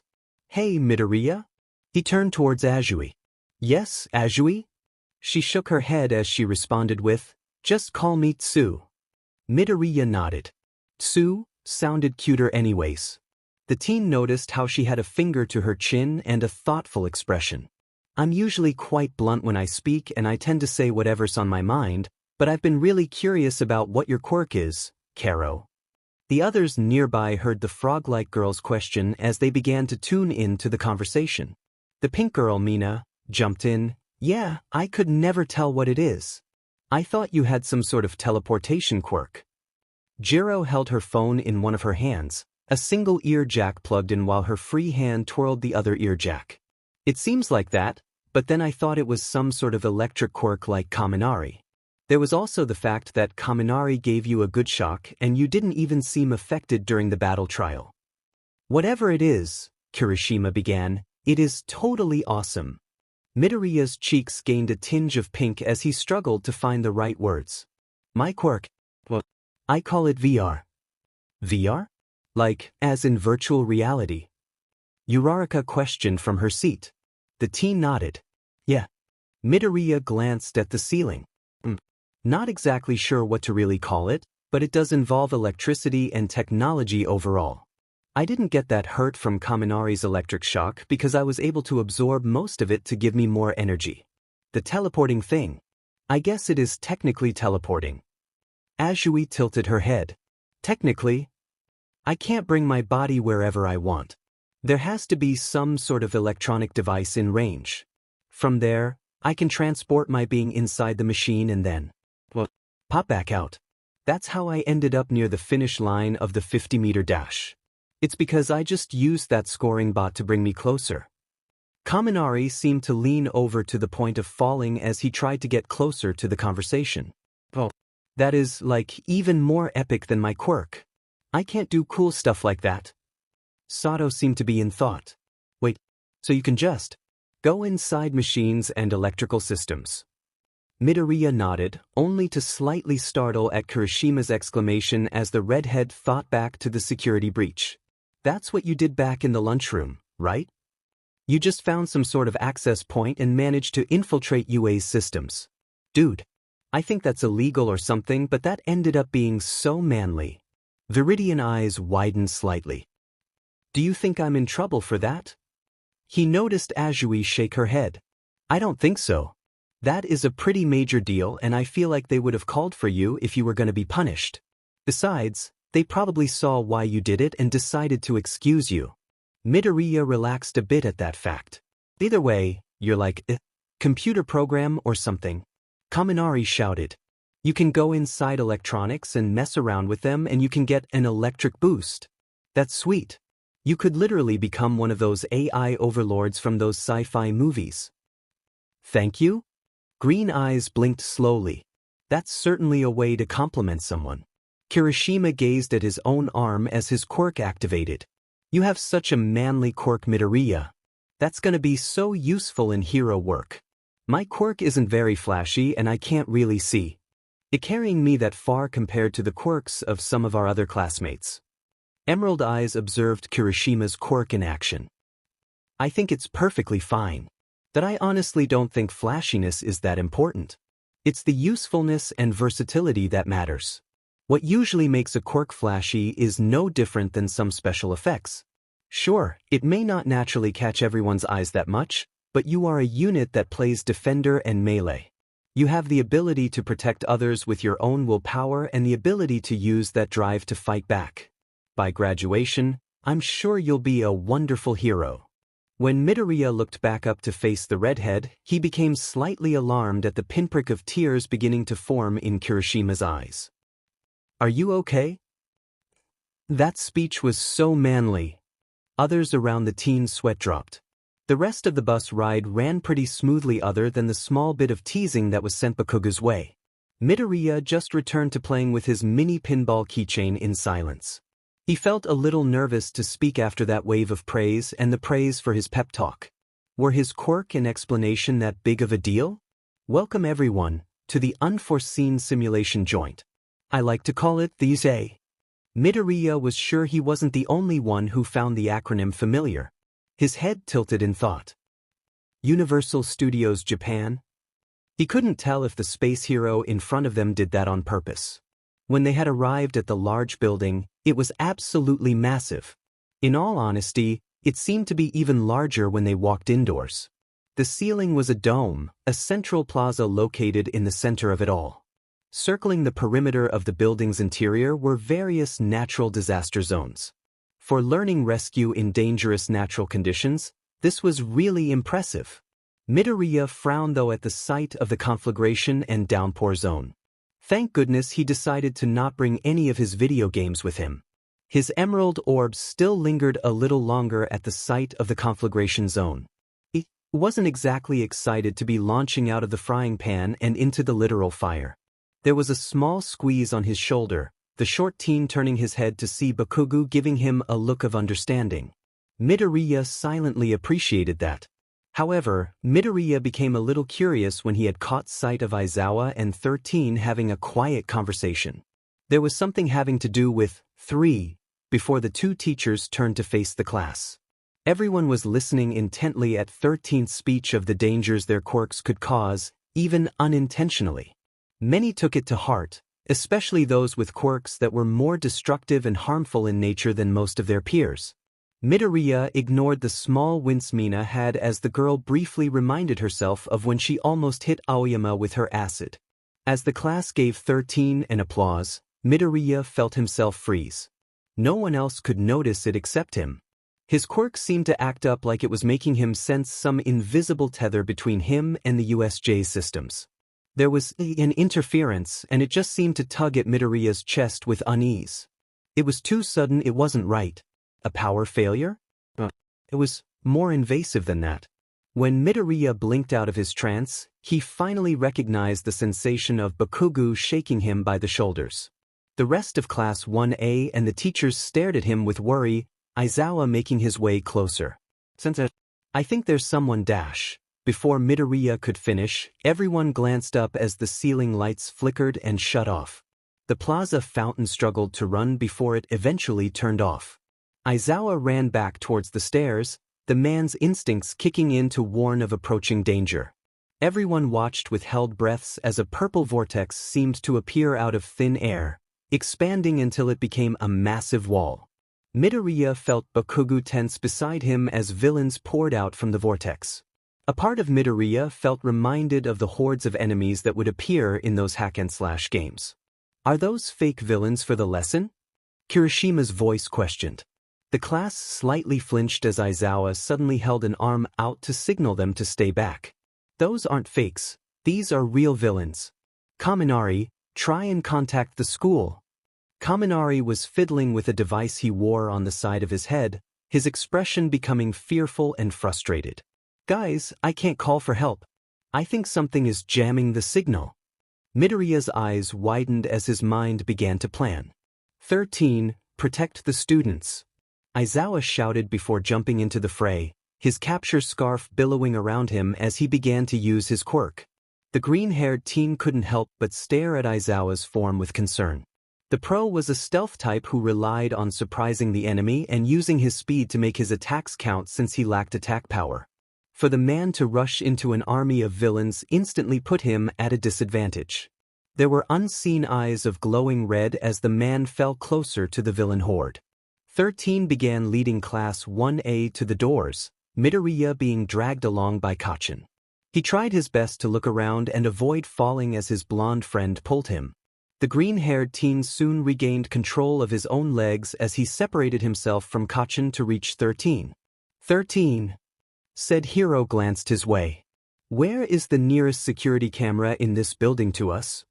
Why don't understand? 13 noticed the desperation in those green eyes as the student spoke. I can try and get past whatever is blocking the signal and I can get us help. Midoriya was relieved when the hero nodded their head in understanding. His eyes followed as 13 pointed to a security camera right by the large doors. Before Midoriya could do anything though, a purple mist blocked everyone's way. The teen's emerald eyes narrowed in frustration as the mist just happened to block his sight from the security camera. Greetings, children, and pardon for the intrusion. I am Kurogyri, and we are the League of Villains who have come to end All Might's life. Bakugo felt his curly-haired friend nudge him. Nerd. Got a plan? He said with a low voice. Midoriya discreetly nodded. The camera. He's blocking my sight from it. The blonde gave a menacing grin. Oh, don't worry about that. I'll make him F off. You just help get our buttes to safety. 13 was just about to use their quirk against the mist villain before Bakugo suddenly shot off with the use of his explosions. Kurogyri was swift to move his hidden physical body out of the way, giving Midoriya a clear view of the security camera. Now nerd. In a flash, everyone noticed that Midoriya was gone. They had no time to focus on it though as the villain recovered, the mist encompassing the entire group in a large dome. Everyone did their best to hold on, but a majority of them ended up being separated into the various disaster zones. Midoriya's world became a void of static. It almost felt like flying, or maybe even swimming, as he tried to follow the path that would lead him to UA's main building. More specifically, Nizu's office. Just as he was making his way there, he felt a painful shock as he seemed to bounce off some sort of wall. That's what Kaminari must have struggled with. As soon as his hands made contact, it felt like he just got burned as he pulled them away with a hiss. He couldn't let this stop him. Who knows what is happening to his classmates right now? He's the only one with the quirk that can get help and break through this. He can't fail. Emerald eyes glinted with a strong resolve as he backed up before powering himself using the lingering excess electricity that surrounded him. He could have gained more if the power in the USJ wasn't cut off. His body glowed with an electric green charge, sparks dancing off his skin as he rammed against the barrier. It hurt, but he wouldn't let it win. He couldn't let it win. The muscles in his body strained as he kept pushing against that wall with everything he has. Eventually, he felt it creak under him, the barrier almost stretching like it was made of elastic as it did its best to keep Midoriya away. Ultra! From within the USJ, a villain cried out as some of the lights sparked and shattered from some sort of overload. Glass was raining down unnoticed as the class dealt with their own battles. Midoriya's body tumbled as the barrier seemed to shatter against him due to the strain. The pain from making contact with it began to dissipate and he barely acknowledges the small stinging sensations as the virtual shards scratched his skin. Midoriya's momentum ended up continuing as he seemed to shoot off like a rocket towards UA's main campus. The teen smiled with determination. Everyone, please bear with me for a little bit longer. Nizu was still in the middle of lecturing Toshinori when it occurred. Everyone within UA whipped their heads towards the ceiling or a school speaker if one was in sight. In a certain class, a well-known trio of students lit up at the sound of a familiar voice. All present teachers were tensed as the speakers crackled to life. Everyone, this is Midoriya Izuku of Class 1A. An ongoing villain attack is occurring at the USJ right now. Any available heroes, please hurry. We could not make contact earlier due to something jamming our communications. It is all clear now, so please hurry. Immediately, teachers excused themselves from their classes as they began hurrying towards the USJ, their weapons, and support gear at the ready. Nizu had just hopped off his spot from the couch only to be met with his computer constantly emitting its notification sound. The principal had ushered Toshinori to go, the skeletal man nodding before buffing up into his all-might form as he rushed out of the office. Nizu rushed over to see what was occurring on his computer, only to see his screen filled with the face of Midoriya Izuku. Ah, Nizu! You're still here. Midoriya, is there any other way you could assist your class from the USJ since you seem to have access to the systems? I'll be able to monitor them. Please carry a device that I can connect to so I can send you status updates. Thank you, Midoriya-san. The pros are on their way. Stay safe. Nizu then rushed out of his office, after grabbing a radio, to join the other heroes in their hurry to reach their endangered students. He could only hope that they weren't too late by the time they get there. When Midoriya returned to the USJ, he began rapidly shifting through all the cameras. He was relieved that all his classmates seemed to be holding their own, but it was Aizawa that was the most concerning. His eyes watched his teacher move, the pro's energy slowly draining from trying to fight the horde of villains. The man's quirk was also activating for shorter PRDS of time. Midoriya tried to sense if the man had some sort of radio on him. Thankfully, the man did due to his hero work and the teen was quick to speak through it. Aizawa tried to avoid thinking of all the ways this bad situation could get worse. He could only hope that the students were okay and that his mistake of letting that missed villain escape wouldn't end up being those kids' demise. His eyes widened in shock though when he heard the crackling sound of his radio on his belt. The man just barely stumbled out of the way of an incoming punch when he froze at the sound of one of his students' voices. Sensei, 433, ranged unit. The man had been in enough hero work to know that he should listen. The man had ducked in the nick of time, a projectile almost hitting his head. You better know what the hell you're doing, problem child. That was how the rest of his fight continued, the kid covering for his blind spots and letting him catch on to what kind of attack was coming his way. It didn't help his decreasing energy, but it sure helped him gain a better awareness of what was happening around him. That's when he noticed an opening leading straight to a male with shaggy blue hair and hands worn on his body. Aizawa decided that it seemed that the person was the head of this whole mess, so it would probably be best to put a stop to the villain. He could tell that all of these villains were mainly petty thugs. Criminals like this tend to become hesitant and usually disperse if their ringleader falls. As Aizawa ran in to take the opportunity, he briefly heard his student telling him to be careful. As he charged for a hit, he wasn't too surprised that the hand-wearing villain blocked his attack. What he wasn't expecting was the sudden pain in his elbow. His skin. It was flaking off to the point of exposing muscle. Sensei. Aizawa was quick to take a leap back in order to distance himself. That is a very dangerous quirk, and now the hero was down an arm. He gritted his teeth as his eyes narrowed into a glare. If only he could keep his quirk on for longer. Huh? The boy scratched at his neck with a single hand, his red gaze staring at Aizawa. Was that the sound of one of those brats? Are you cheating, Eraserhead? By using a strategy guide? Yet, here I was, thinking that you were cool. The villain was soon interrupted by the sudden appearance of Kurogyri. Shigaraki, I apologize, but somehow the children managed to contact the heroes. I remember that one had disappeared and I haven't seen them return. Shigaraki's fingers twitched. So, are you saying we've got someone hacking into our game plan? The villain's face twisted with anger. Is the voice I heard before the brat that did it? I don't like cheaters. How dare they cheat? The skin of his neck broke and shone a fresh crimson. Kurogyri, find the cheating brat and kill them. I want them dead. They're ruining everything. Demon hacker. Demon filthy cheater.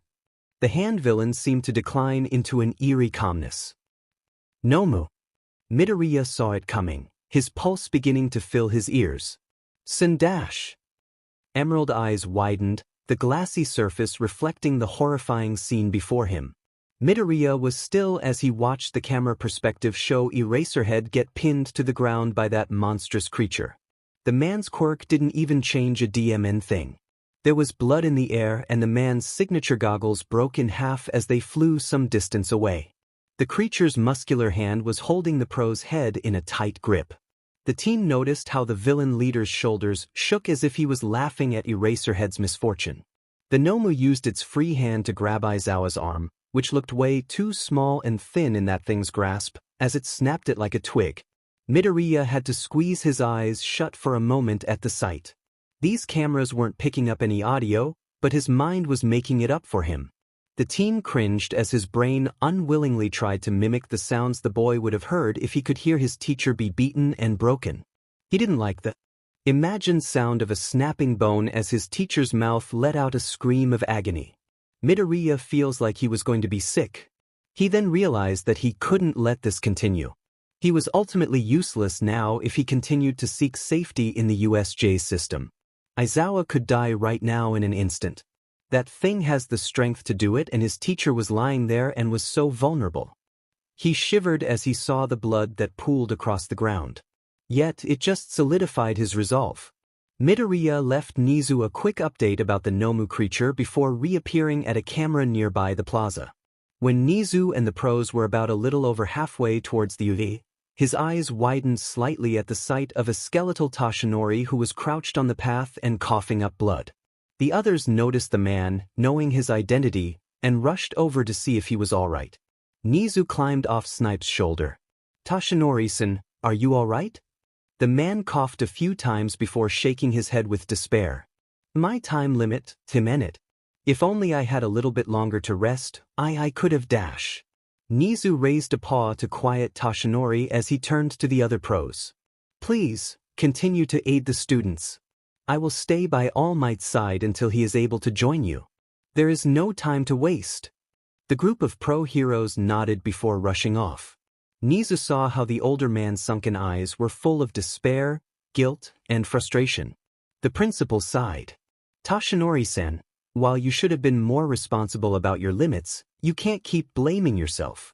But Nizu, if I still had time, I could have gotten to those kids and saved them before the other pros could even arrive. What if some of them are dead by now? If only I had more time to rest before young Midoriya's call. I dash. Tashinori." When the hero looked up from the ground, he noticed the principal's gaze held a swirl of similar emotions. Tashinori felt bad for acting like he was the only one being plagued by such feelings. There is no use in wondering about what ifs. All we can do is hope those students can persevere until help arrives. Until then, all we can do is hope for the best outcome. The two rested at that spot in a tense silence. Tashinori couldn't help but curse all for one for giving him this disability. Another part cursed himself for letting that criminal overlord the chance to injure him so severely. This is what happens when people decide to cheat the game Eraserhead. They get punished for it. Shigaraki hissed as he glared at the bleeding hero. Aizawa struggled to breathe, air passing through clenched teeth. Kurogyari had warped away to check on the other zones and groups. Shigaraki didn't really care though. As long as the villain didn't get taken out of the game, it was fine. He was still majorly sad at the mist villain for letting one of the NPC brats get away. But Shigaraki did enjoy a good challenge. Games weren't too fun without at least a little bit of them. All of a sudden, he felt something smack the side of his head near his eyes. His red gaze watered slightly, his hand cupping the impacted area. Fuak! Another solid pellet was shot at him, making the villain stumble. "Get away from him!" A green-haired teen stayed at a distance, one of his once-hidden weapons staying aimed at the target. The boy had grabbed one of his Wii remote batons as soon as he popped out of the security camera. The teen had pressed its buttons in a short, but secret pattern to make its parts shift to make it more normal-sized. Midoriya had then pulled a special attachment piece in which he placed the Wii remote in. It was like a real functioning Wii remote gun holder, the thing filled with non-lethal but painful ammunition. It made it suddenly look like he had a pistol that was slightly larger than the real deal. However, it didn't really matter in the end since it worked just like a real one. It just was heavily gamer-themed. When Shigaraki looked up, he saw one of those hero brats in that stupid gear. He noticed how those emerald eyes of the boy were locked onto him with a fierce intensity. The blue-haired villain did notice the boy's visible weapons and actually took a better look at the kid's outfit. The boy looked like a straight-up gamer, and was the part of the outfit underneath that hoodie supposed to look like one of the Croft's in-game outfits? They both seemed to ignore the pained grunt of protest coming from Aizawa as he heard his student's voice. And what kind of NPC are you supposed to be, brat? Midoriya tilted his head, voice still soft, but gaining a slight edge to it as he spoke. You seem to think that this level is on single player. Shigaraki actually paused at the wording. He seemed to cackle a little under his breath as his expression split into a disturbing grin. He is starting to like this one. It is such a shame this boy is trying to be a hero. At least he is living up to his costume's appearance. Maybe you really aren't one of those insignificant pawns. Say, aren't you the one I heard from Eraserhead's radio? You're the one who helped him cheat. I wouldn't call that cheating. I was just directing him. What kind of player would I be if I didn't help those in my party, especially when one of its members charge into battle without our healer? For once, the hand villain couldn't exactly disagree with that argument. He didn't even fall into one of his fits. This one was very interesting indeed. It looks like you really are another player. Say, care to join my party instead? Mine is much more interesting than this little hero party. The teen let out a little grin. Sorry, but not sorry. I think I'm quite satisfied with the amount of EXP I've been gaining here. Shigaraki sighed. Oh well, that is quite a shame, little player. Nomu. Before Midoriya knew it, he had jumped back as he initiated a backflip. The Nomu's ground-shattering punch landed at the now empty space as he missed the teenager by a hair. Go a little easy on him, Nomu. I want this one alive. The green-haired teen was quick to take another leap backward as he sent a small rapid fire towards the creature's eyes and brain. The Nomu was fast enough to dodge most of the hits, but a few were lucky to at least make an impact on its exposed brain. While there were bleeding and a small inhuman noise of pain, the damage seemed to have been undone. A healing quirk? I thought it had. No way. There's multiple? Midoriya gritted his teeth as he holstered his ranged weapon to focus on dodging. He needed time to think of a new plan. Hitting its brain seems to be viable for causing it to be distracted for a small amount of time, but Midoriya had to find a way to make real damage. He barely paid attention to Shigaraki's sinister laughter as he watched the struggle. Impressive, isn't it? Its regeneration quirk is at max skill level. You won't be able to even keep it down. Regeneration. That's what most healing quirks do to injuries. However, healing quirks, even ones as great as Recovery Girls, has a limit. As the green-haired teen rolled to the side, his feet quickly pushing his body up to run, his eyes slightly widened. Burns, fire. If a body is capable of being regenerated, that must mean it has to have living cells, right? However, incineration and severe burns can kill those cells and prevent them from healing. Midoriya thought about the electricity being stored within his body. He remembered taking whatever he could before leaving the USJ system. Would he have enough electricity to spend to cause electrical burns? Or would he burn himself out in just doing one move? There was the possibility that this thing could recover from burns. There is also the chance that electrical burns won't even work. That thing, it's regenerating at a constant rate. The instant it gets injured, it heals automatically. That means that any damage done has to be greater and consistent in order to prevent it from reversing injuries before they can reach deeper. I hate it when enemy units have a way to constantly heal when the player units are too weak. The teen was able to notice that Shigaraki was less secretive about this creature's abilities. Maybe he could get the villain to brag more? Midoriya barely dodged the thing's arm that swung towards him. Called this thing a Nomu, right? Shigaraki actually paused and looked at the short teen. Yes. Nomu was made to be the perfect and ultimate weapon against all might. That symbol of peace won't be smiling anymore once he realizes that Nomu has shock absorption. Okay, so not only is it likely given a strength quirk on par with All Might's, but it has resistance stats and consistent healing on top of it. Great. Midoriya tried to keep the conversation going, his breathing becoming ill-bred. Those heroes either had to get here now, or he had to make a plan quickly. Don't why you think this is cheating though? It feels like dash, that punch was way too close for his liking, a DLC that those pay-to-win players get. Seems pretty unfair to me. The green-haired teen was about to, probably, do one of the stupidest things he has ever done as his eyes took the risk to glance at Shigaraki. As expected, the other teen was getting angry. Before Midoriya could back out, he raised his voice a bit to make sure the villain heard him. If you're a real player, then how about you show your actual skills and fight me one-on-one instead of relying on your pay-to-win unit? I always did look down on those who use their money to win at games and then act like they actually put effort into the game. The only time I appreciate those types of people is when they still work hard and mainly purchase the extra content out of support for the developers or to have some fun messing around. No Moose, stop. Midoriya was relieved when he could finally take a small break. The creature came to an instant halt as it seemed to become like a statue with no other orders. Midoriya tensed as he faced Shigaraki, who scratched his neck that shed with flaking, dry skin. So, you want a fair fight, eh?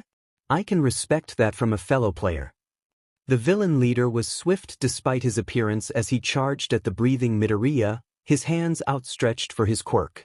However, I think I'm at a much higher level than you, hero. The green-haired teen hurried as he desperately pulled out his other Wii remote baton. As he swung it to protect himself, it ended up being caught in Shigaraki's grasp.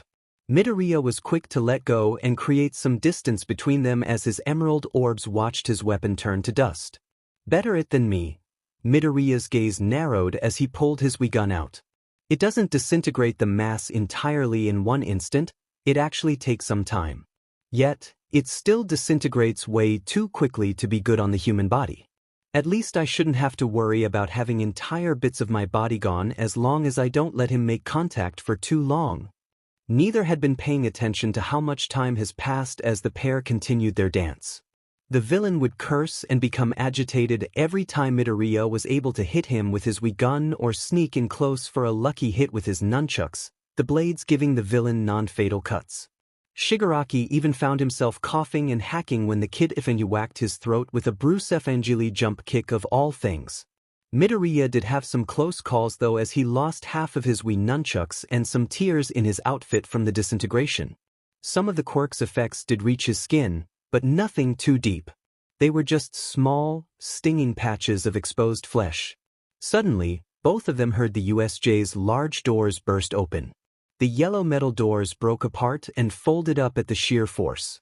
When Midoriya looked up, he took a deep breath at the sight of All Might. For once in his life, Midoriya noticed the man was far from smiling. There is no need to fear, students. The buff man dropped his yellow striped suit piece to the side as he tore the blue tie around his neck right off. For I am here. Midoriya would look back at this moment and facepalm at his stupidity. With Shigaraki's obsession and quest on defeating All Might, the teen assumed that the villain would have paused to focus on his goal. Anyone who knew Shigaraki, though, would be surprised to see that he wasn't distracted at all by the hero's loud arrival. By the time Midoriya's eyes looked back at his opponent, his vision saw those dry hands centimeters from his neck. Emerald orbs widened and he swore he heard some of his classmates' voices cry out his name. Good game, player, but I win.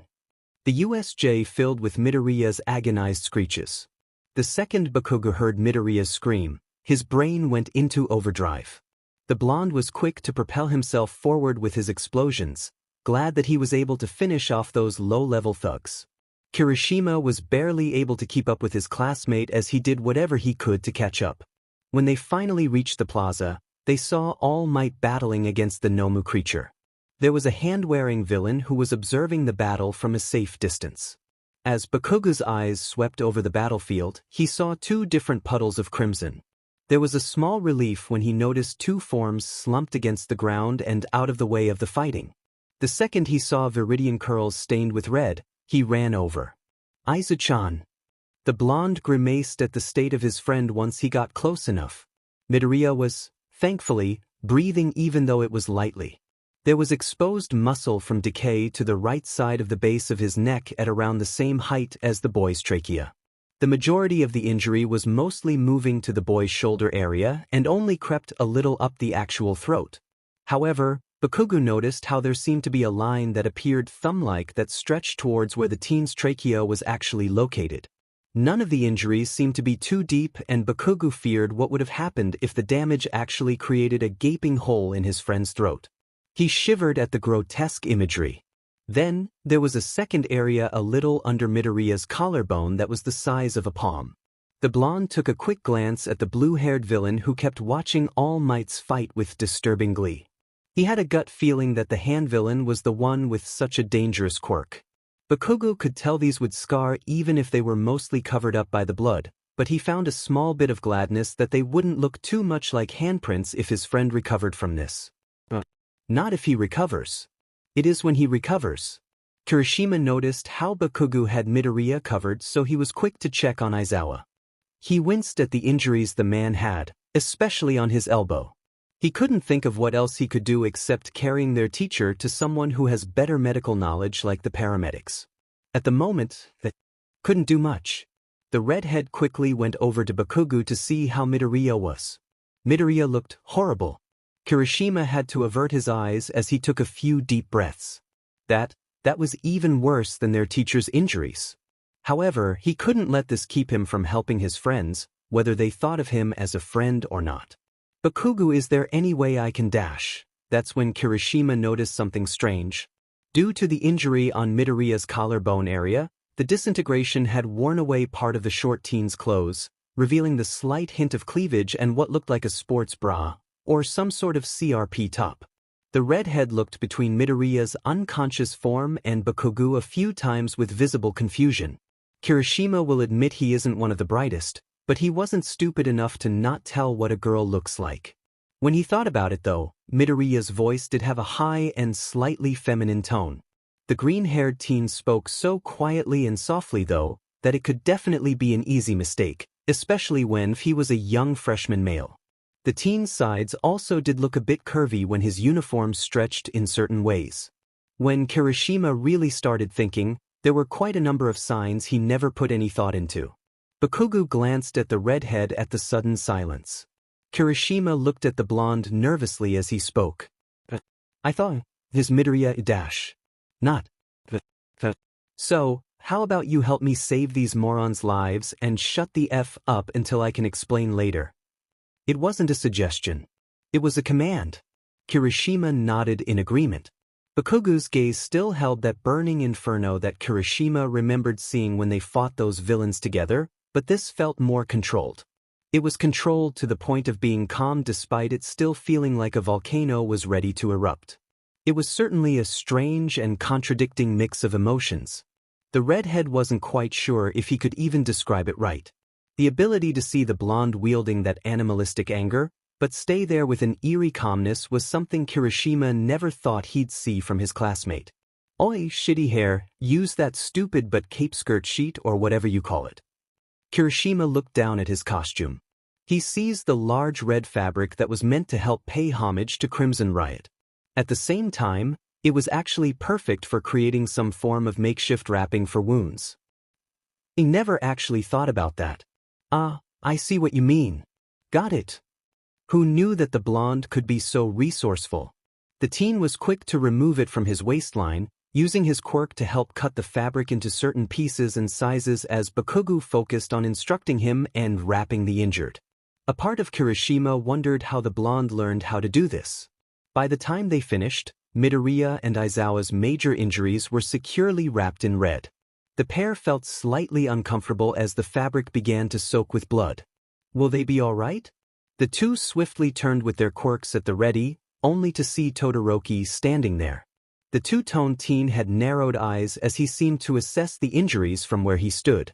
Bakugo huffed out a sigh. They will be once we get them some help. Both of them have some nasty but wounds that are bleeding too much for my liking. Kirishima and Todoroki watched as the blonde carefully lifted Midoriya in his arms in bridal style.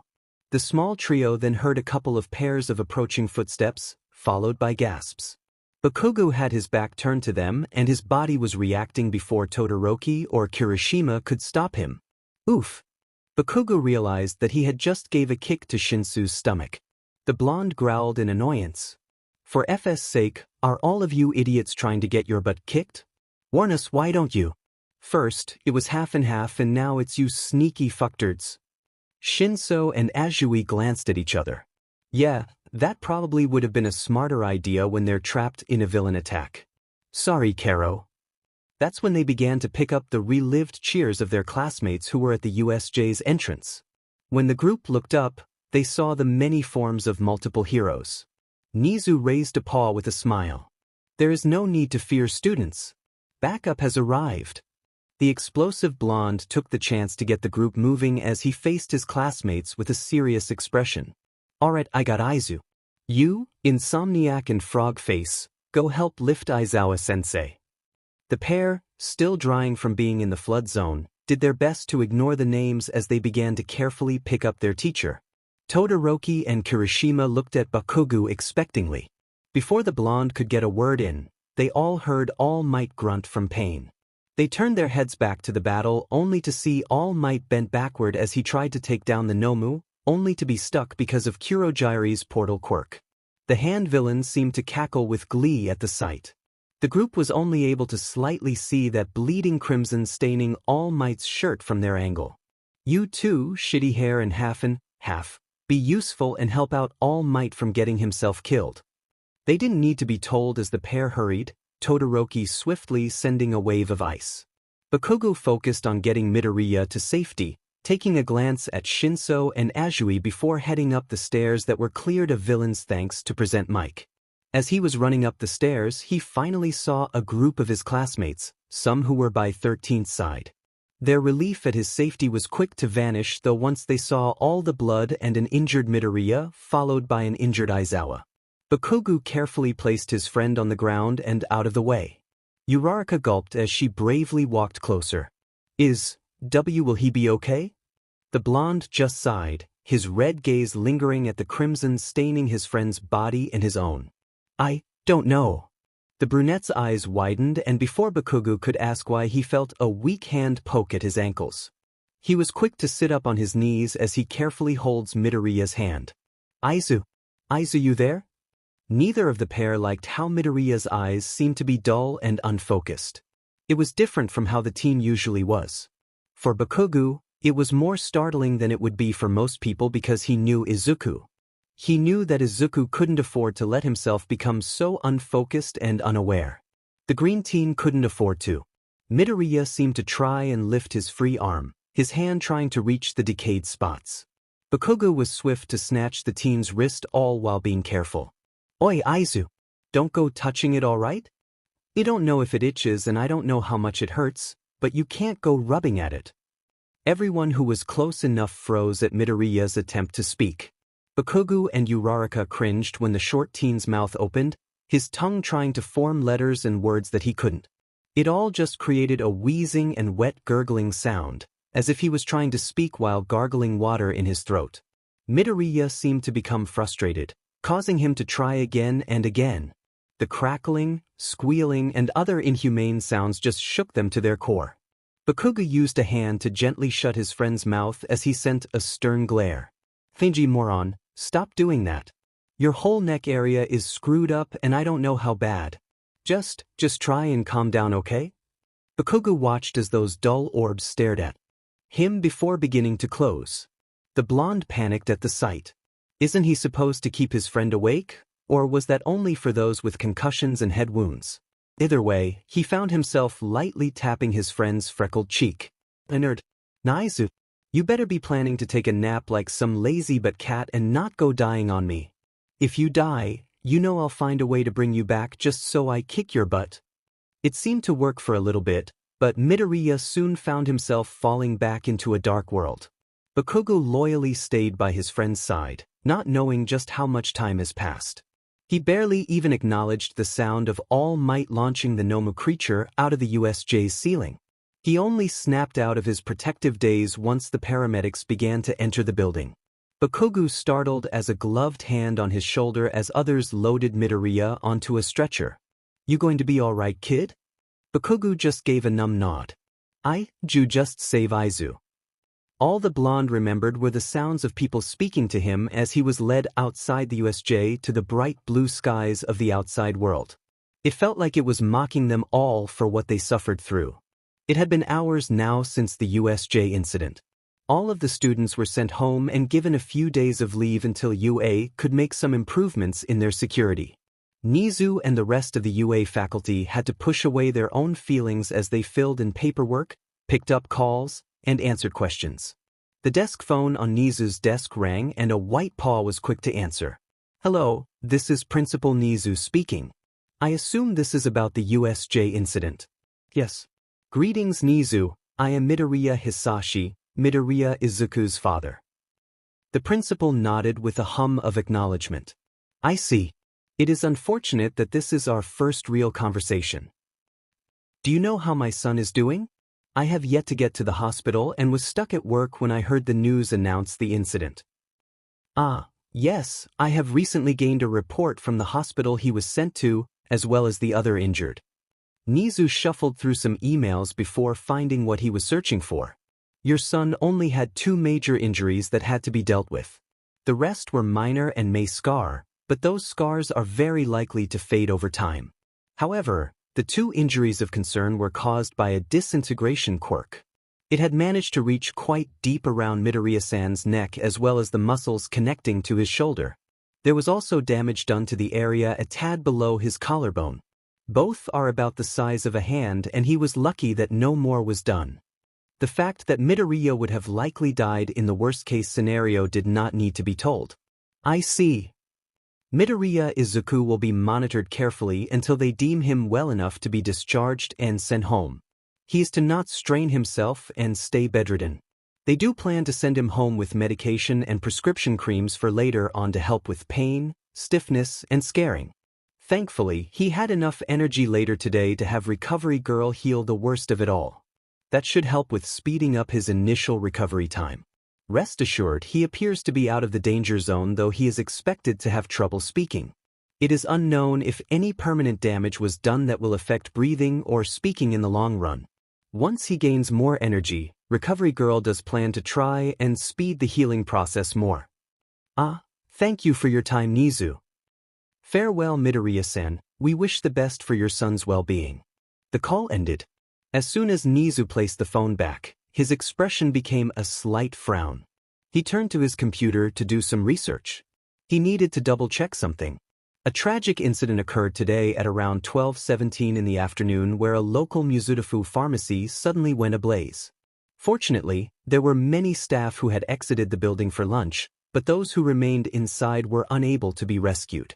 The local police and heroes managed to arrest the suspect, who was known as a pyromaniac villain notorious for setting structures on fire with no apparent pattern. He was spotted near the scene and had to be chased down the streets. The child's eyes glowed with the light of the television. The kid barely felt a large hand rest on their shoulder. What's wrong? The man asked. Without even moving their gaze, the child raised hand with a finger pointing at the TV. The finger wasn't pointed at the lady telling the news, but at the small box that played a short film of the burning building. Teardrops began to slowly drip down the kid's cheeks. Mommy? Katsuki, Bakugu watched as his mother crouched down and gently held his tiny hands in hers. There's something you have to know. The blonde just tilted his head in confusion. He could feel his mother's hands trembling. From his peripherals, his father is leaning his back against the wall and glancing away from his wife and son. Auntie Inko won't be able to come over to our house anymore. Why? The blonde was getting annoyed at his parents' strange behavior. He was oblivious to the pained looks his parents tried to hold back. If Auntie Inko can't come over anymore, then that means we can just go to her, right?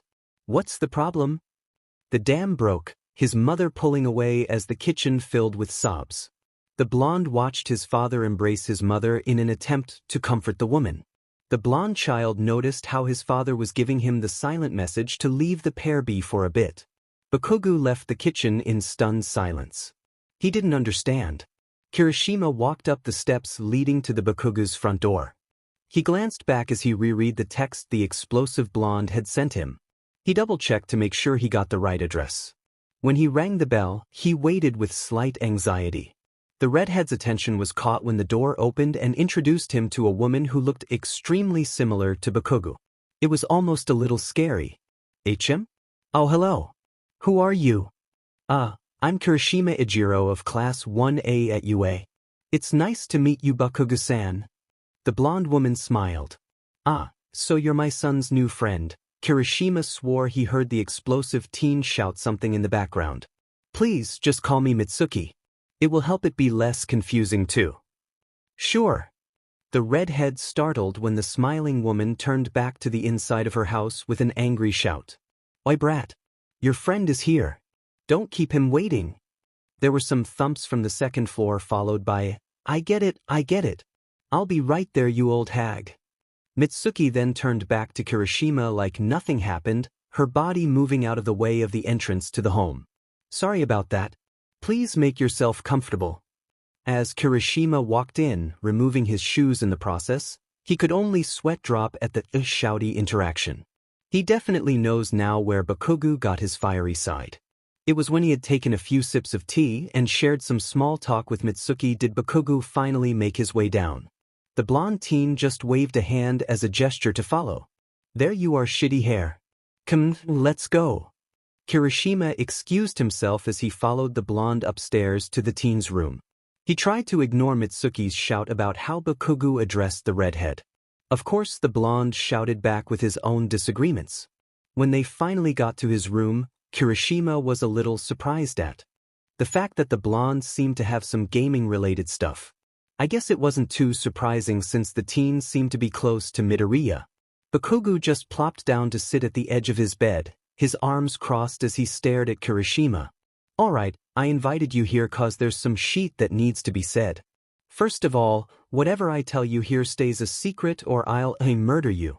Kirishima is pretty sure that the blonde wouldn't actually do that, but it was enough to get the point across. Of course. That'd be unmanly of me if I spilled secrets and stuff. There was a short silence between them until Bakugo finally spoke. What are your thoughts on Aizu? Like, in general or dash? Bakugo huffed. Just, for FS sake, spill your demon mind about Aizu being a girl. I don't care if you word it in some shitty, a-hole way because at least that means you're genuinely telling me what you think. The redhead thought about it for a bit. He didn't want to accidentally say something wrong because, in all honesty, he really didn't mind about Midoriya being a girl. I think it doesn't really matter if Midoriya is a dude or not. Or she is still that totally epic classmate we all met on the first day. She's still the same person who selflessly ran in to save those people from the 0-pointer too. I'm not sure what exactly you want to hear, but I don't think that Midoriya's gender matters. She's still the same person, right? All it means is that she's just physically different, 'cause girls, Kirishima blushed a little at the end, giving an awkward cough. Yeah, he'd rather not think of Midoriya like that. That ain't a very manly thing to do. The redhead watched with nervousness as Bakugo nodded and seemed to think over the shared opinions. Good. I'm glad you aren't an a-hole about it. Kirishima sighed with relief. Okay, so he at least passed whatever kind of test that was. Shitty Kirishima, that definitely alerted the redhead on how serious this was. Make sure to keep this secret and don't slip up when you're supposed to go calling her by male pronouns. The reasons are personal and if she wants to share them with you, then that's her choice. I expect you to be a friend she needs and help her out if she needs it. That also includes keeping her gender secret from those who don't know. With Redhead's eyes glinted with determination as he bumped a fist against his chest. I swear I'll do my best to help him. The teen then had to instinctively catch a controller that flew at his head. He looked down at the old device with confusion.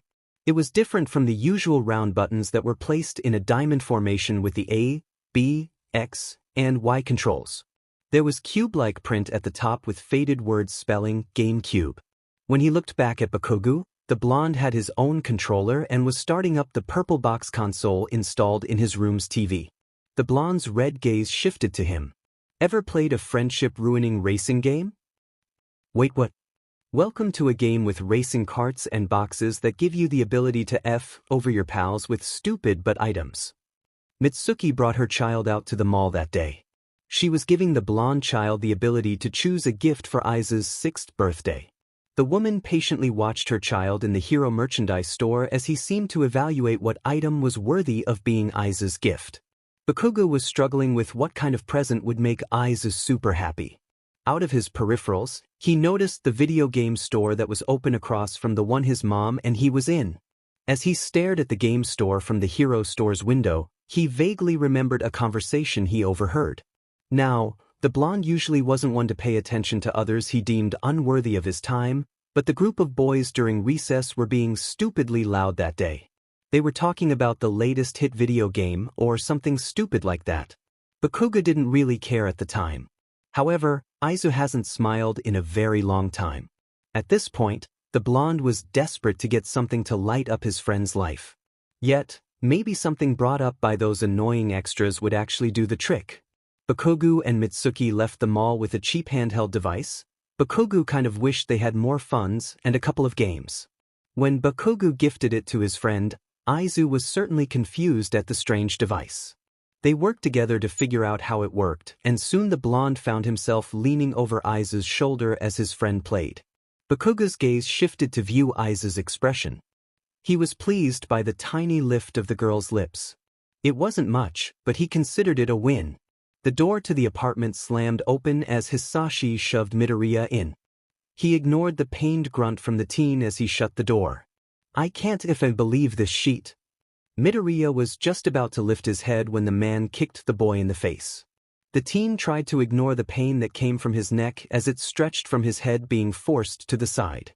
Hisashi breathed in a strained breath. "You just love causing problems for everyone, don't you? Don't you?" Midoriya hacked when he breathed in Hisashi's smoke. The man's quirk tended to have more smoke emit when the man was angry or stressed. The short teen tensed and squirmed as Hisashi's large hand dragged the injured teen by the neck. Midoriya choked when his father lifted him up for a moment, only to be thrown into the barren room. "Please stay in there and don't even think of coming out." Midoriya watched as Hisashi carelessly tossed the teen's prescriptions onto the floor of his room. The green-haired teen had to quickly close his eyes as a pill bottle flew towards him. It hurt as it bounced off his closed eyelid, but it could have been worse. Hisashi slammed the door and locked it from the outside. Midoriya could still hear his angry shouts and the shattering of glass. "Now I've got to deal with a FING damaged product, 'cause of those nastiest scars." As if that boy wasn't horrendous to look at every day already. "Now I gotta call the DMN hospital with the FING trans excuse so they don't try and F me over about the brat's gender. That's the last IFA issue I want to deal with." Midoriya crawled his way to the mess he called a bed, doing what he could to rest. "Hisashi dear? Can I talk to you for a moment?" The man looked up from his paperwork to see his lovely wife. He gave a small smile to help with her obvious anxiety. "Is something wrong, dear? Why so nervous? You're gonna make me nervous at this rate." Inko played with some strands of her viridian locks. "I know that you have your own opinions about certain things, but I'm really happy about this. I'm just not sure how you'll feel even though we've been married for a good while." Hisashi's brows furrowed in concern, his pen being put to rest on the table. "Inko, I am P-Arjun-T Hisashi." The man blinked in confusion. He could see why his dear Inko would be concerned. Very early into their marriage, he made sure to voice his opinion on not desiring children. Inko respected that and he respected her for understanding. He knows that there is no perfect way to completely prevent P-Arjun-Zui. Even using all safety measures can still have a probability of failure. Yet he was filled with uncertainty. Would he be able to care for a child? Would he be able to take the role of a father? As Hisashi looked at Inko's worried stare, her hands clasped as if she was praying for him to say something positive. He couldn't help himself from giving it a try. All parents have no answers to such questions when they have their first child, right? So, he didn't see any issue with giving it a try. As he joyfully lifted Inko with a cheerful smile, a nuzzle to her stomach despite her giggles and squeaked-out protests, He couldn't help the small feeling of excitement. What would it be like to have what others called a bundle of joy? Isashi was a curious man and he wanted to find out. He couldn't wait for the future. Toshinori stared at the file in his grasp. The skeletal man was in deep thought. He had found himself in deep thought a lot more often nowadays with his time limit and need for a successor. There was always Togata Mirio, who was recommended by his distant friend, Mirai. However, the #1 hero wanted to be able to find a candidate of his own. He won't deny that Togata has great potential as a successor. He has met the boy for brief PRDS of time as a teacher, and the teen was certainly impressive, but he knows it can't hurt to have more options. Toshinori stretched in his office chair, his joints cracking as he set the files down. The old hero soon had to head out, the file of Midoriya Izuku within his desk drawers.